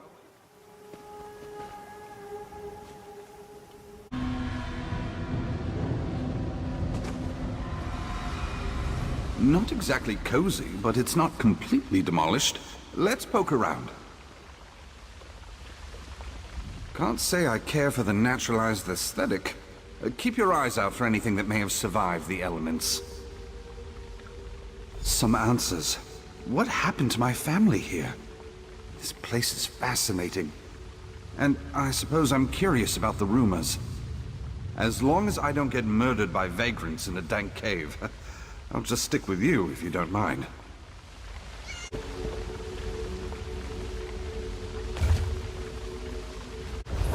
Something about that statue catch your interest? Even in such disrepair, I can imagine how opulent this manor must have been. My relatives must have been very influential here. The whole town? That's incredible! My family has wealth and holdings, but not much in the way of titles.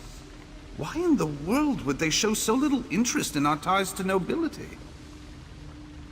That's a sound theory. Simple, but sound. There has to be something here that could reveal the truth of the matter. Let's keep searching.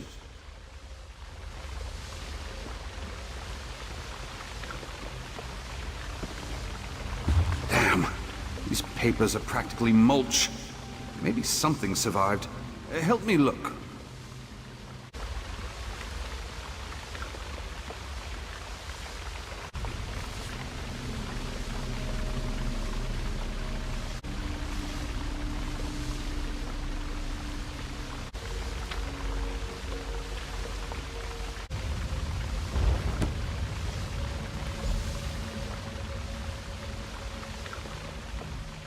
I wonder whose chambers these were.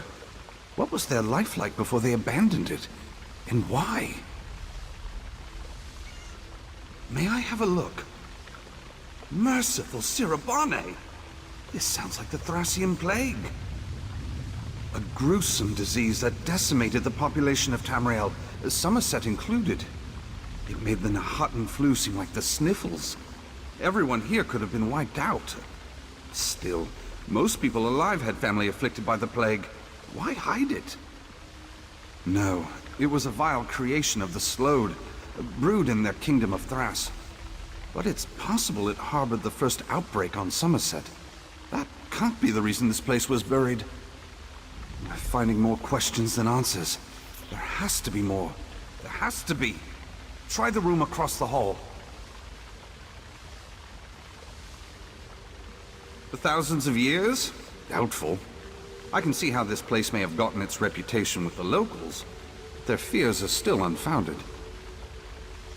Some answers. What happened to my family here? This place is fascinating. And I suppose I'm curious about the rumors.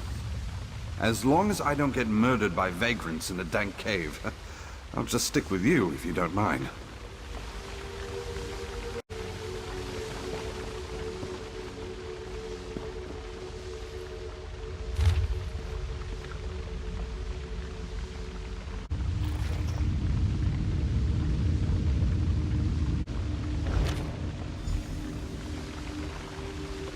Down here! I found something!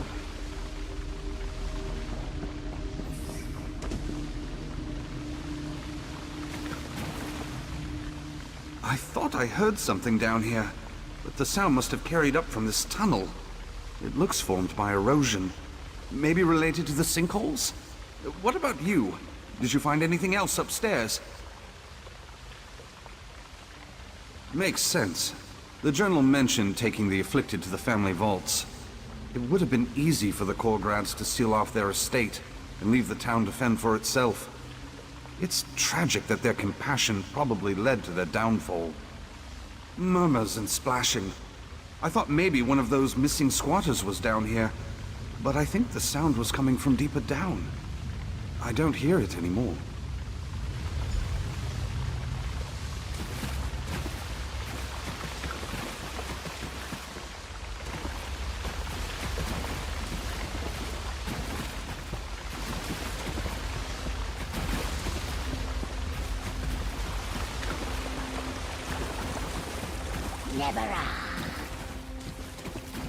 Is that a person? Hey, you there! Wait! This camp looks recent. I'll bet your missing persons just discovered that these ruins make decent shelter.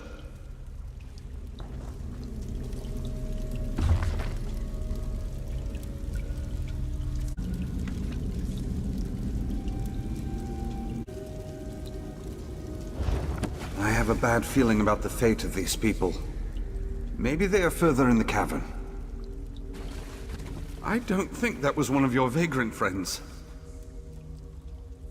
Somehow I doubt they received a warmer reception than we did. But at least we know the curse of Korgrad has been greatly exaggerated. Whoever we saw just now was a being of flesh and blood. Agreed. Much as I'd like to get to the bottom of all this, we should make finding the squatters our priority.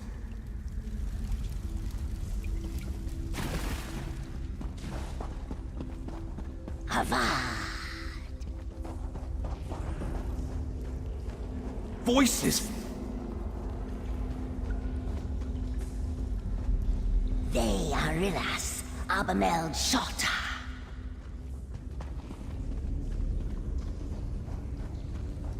I heard it again.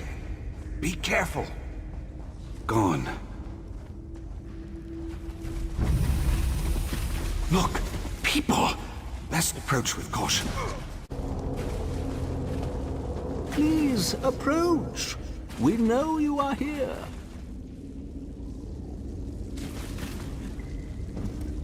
He seems like he wants to talk, but this whole situation has me on edge. I'll hang back for now, if it's all the same to you.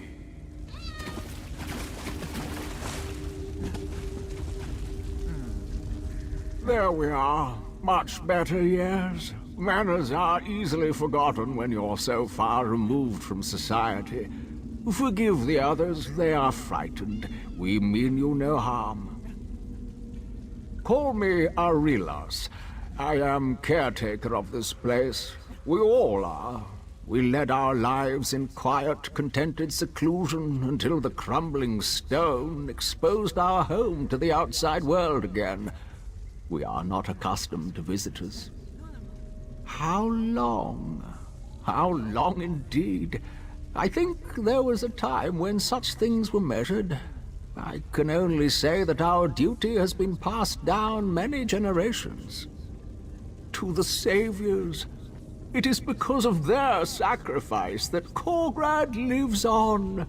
We repay the lives they gave us by caring for the town in their stead. We're very protective of it, you understand. Now, might I ask what's brought you to our home? I see, I see. Our humble town would be treacherous to those who have not grown accustomed to its many twists and turns. I would not follow after them, lest you go missing yourself. You possess the Savior's compassion and determination. The last people from above we observed followed a narrow passage to the north. May you be reunited with them soon. Go on without me. I'm going to speak with Arillis about my ancestors. This is the day we've waited for so long. The return of a living descendant. The saviors will be pleased that their sacrifice was not for nothing. They took the sickness from us, from our ancestors, at great cost to themselves. All of Korgrad would have perished if not for them. They preserved us from the sickness of the sea. For that, we will be eternally grateful. We follow the Savior's guidance. It was their wisdom that brought us here and kept us safe for generations. Though buried, Korgrad lives. It's all we've known beyond our stories of life before. It is not so bad as you imagine. Through a narrow passage to the north. Worry not for your companion while you search. We will care for him as we care for all that the Saviors entrusted to us.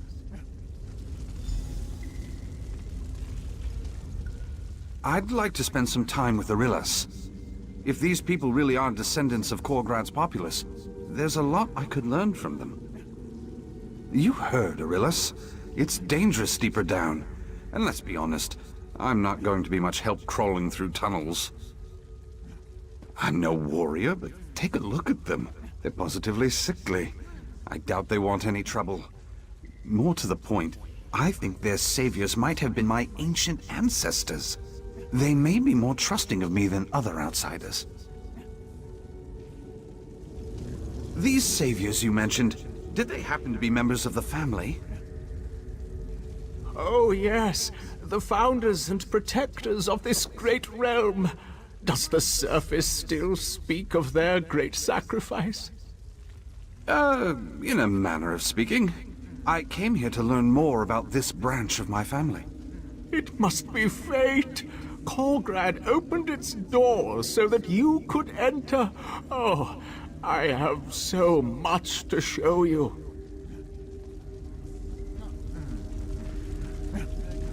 Here. This is Nempharian, the eldest and wisest of the ancestors resting here. Yes, I can see the likeness.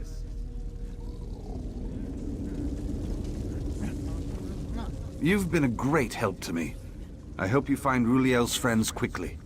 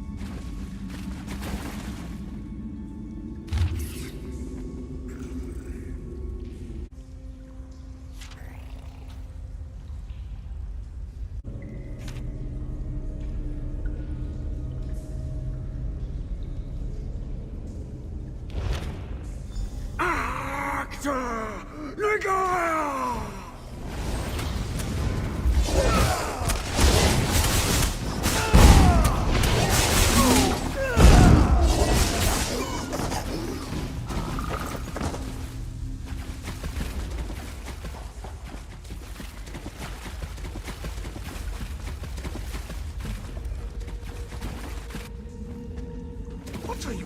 Let go!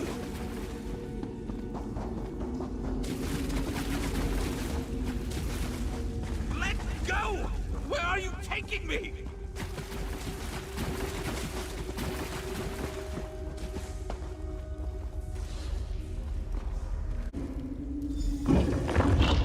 You don't have to do this! Please! This is a tomb. Don't put me in there! Please! No! No! Save us from these monsters! Please! Get us out of here! They're killing us! Bloodletting, I think. These cave vermin poke and prod us whenever Arilus needs something to offer his saviors. To what end? I don't know. Maybe they're vampires. Or wood elves.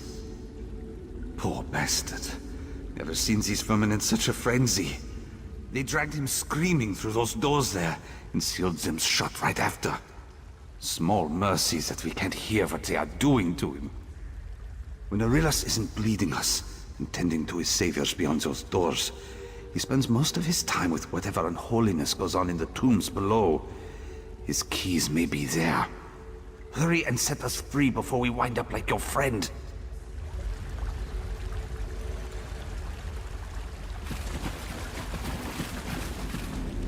Please help us.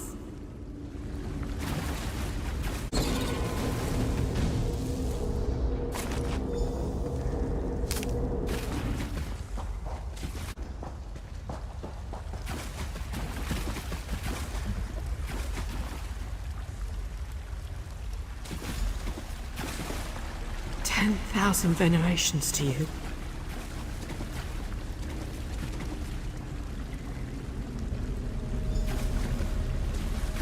Bless you.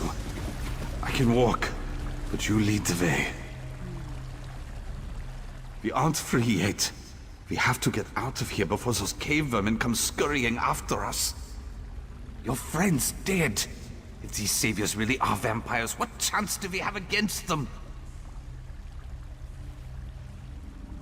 I suppose if there's any chance, we have to try.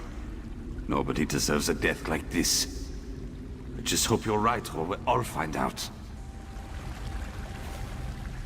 They will be here soon. We have to hurry.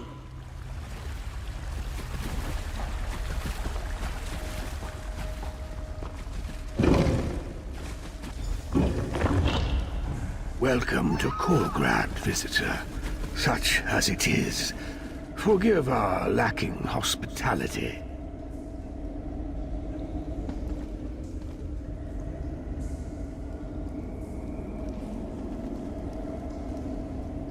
Come, speak. I have not had civil company in some time. You arrive upon a momentous reunion of our filial blood. The day we have so long waited for. Bestowing on him the Korgrad legacy. He is taking the first step upon the long road to restoring this house.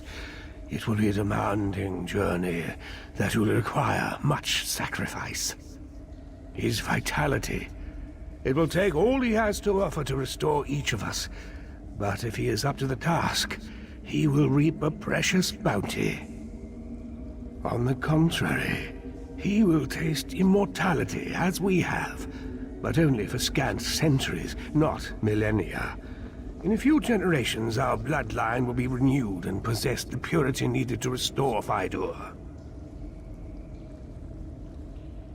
The embalming process has already begun. When the stone is finished, we will be restored, and he will be a savior. I regret that Fydur must suffer, but his pain will be a small fraction of the sacrifice required to save Korgrad from annihilation. We are Altmer, even in this desiccated state, cleansed of our poisoned humors to be free of the great sickness from the sea. Now that you see the cure, imagine the disease. Thras, I had always suspected as much. The sickness bore an intent as if designed to spread misery and cruelty. To hear the Slode were involved comes as no surprise to me. It was ever present, ever penetrating. It seeped into every person, every creature, every drop of water, seeking to be quenched. The afflicted dragged themselves to corpulence with each passing day until their bones cracked under their bulging flesh. We spare them the ravages of the terrible sickness that spread through Korgrad. In exchange, they care for us in this invalid state. So we have endured. So Korgrad has endured for longer than I can clearly recall. To be free of the disease is to be free of all humors. They offer us their tainted blood to sustain our fragile grip on life, and through sorcery, the sickness is purged. Together we flee its horrors. But there was no true escape, until now. Because his kin, most would not debase their bodies with the blood of men, but I am beyond such concerns. The blood Aurilas offered us from the outsiders was free of disease, but unsustainable nonetheless. Fydur will be different. My vain attempt to stop the sickness from spreading beyond our borders. The people rebelled against their confinement and nearly broke the quarantine. I was forced to destroy the sea walls and flood the town. To spare them and others from the gruesome death that was sure to come, or so I hoped. From that day forward, our only concerns were for our kingdom below.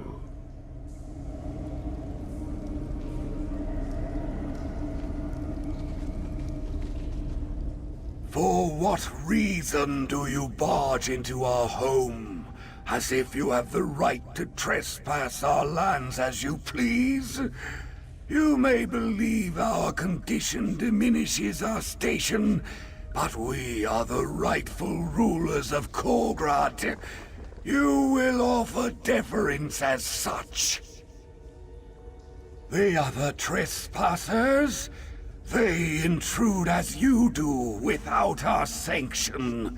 Aurilas ends their vagrancy and sees that they are put to use. There may be a place for them in Korgrad when their restitution and reform are concluded. The return of our pure-blooded kin means our long dormancy is nearing an end. We will soon be able to return to the world above and begin the long process of restoring Korgrad to its former glory.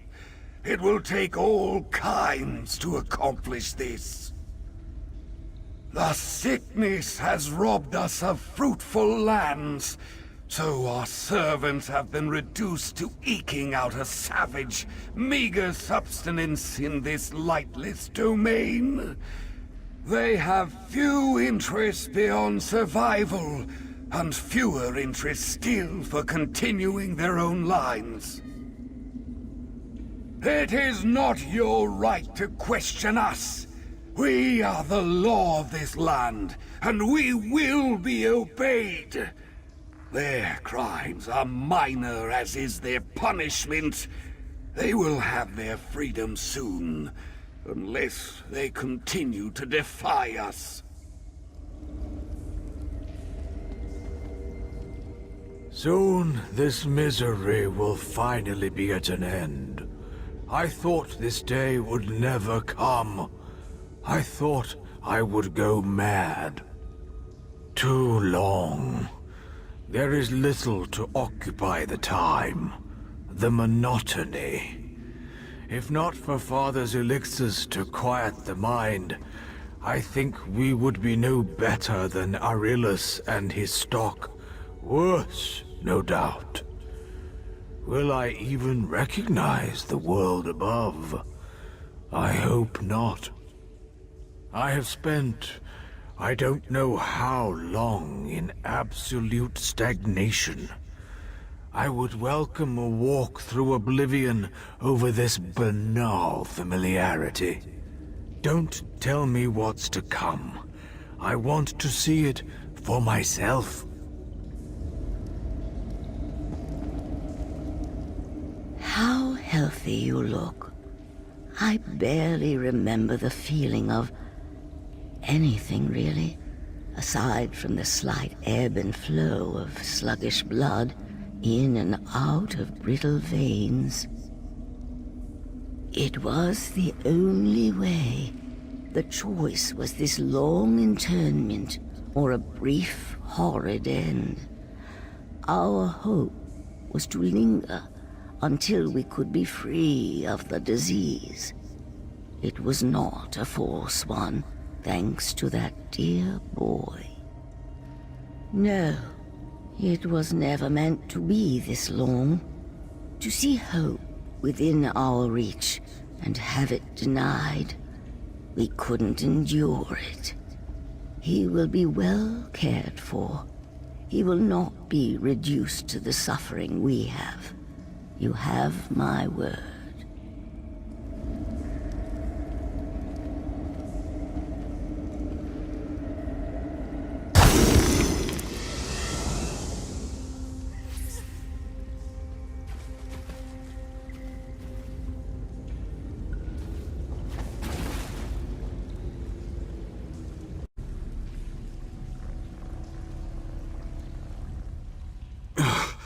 Gods, that was...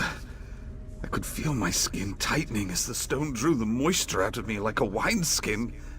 I don't suppose you have water. My tongue is a whetstone. Right. I suppose I can keep up. I'll just lick the damp off the walls if I get woozy.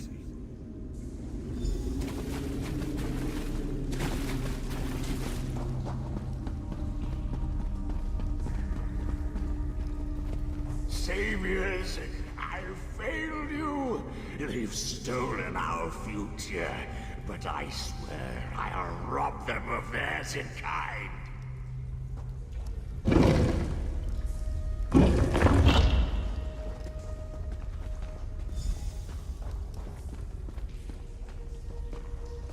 Don't let him kill us!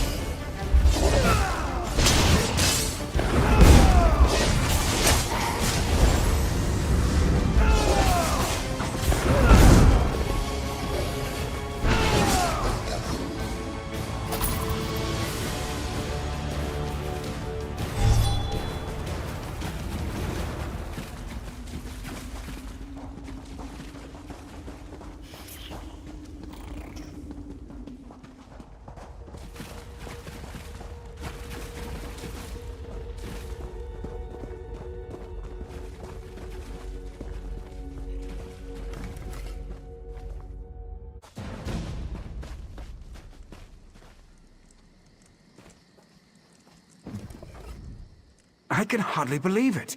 You found Henrig and Minderil, but where are the others? No, you've done more than anyone ever has for us. If anyone's to blame, it's us. We survive out here by sticking together, but we let fear keep us from doing what needed to be done. Was it quick? I can see. Tortured. Why? Just for the fun of it? Gods, I'll heed curses more closely in the future. The locals were right to avoid this place.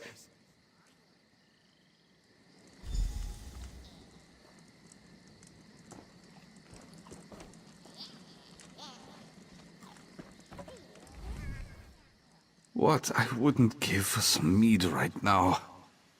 Once we have our strength, we'll be leaving this damned place behind us. Promise you that. I'd almost forgotten what kindness looks like. Thank you. If it weren't for you, I'd have wound up a husk like those monsters, withering in that pit for who knows how long.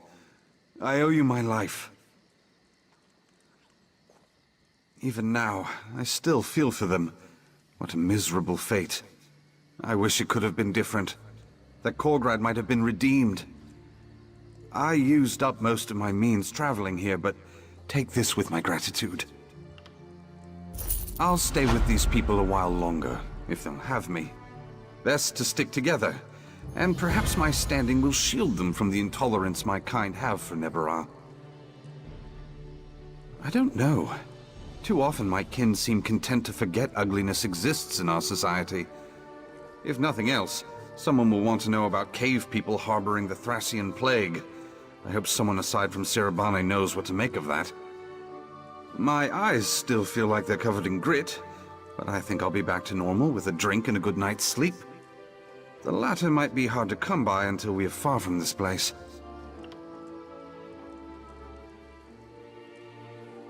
My name may be all the means I can lend them. I doubt my parents will offer any support. Who knows if I'll even be welcome home when I return. I might be as much a vagabond as they when all is said and done. I'll do what I can, though.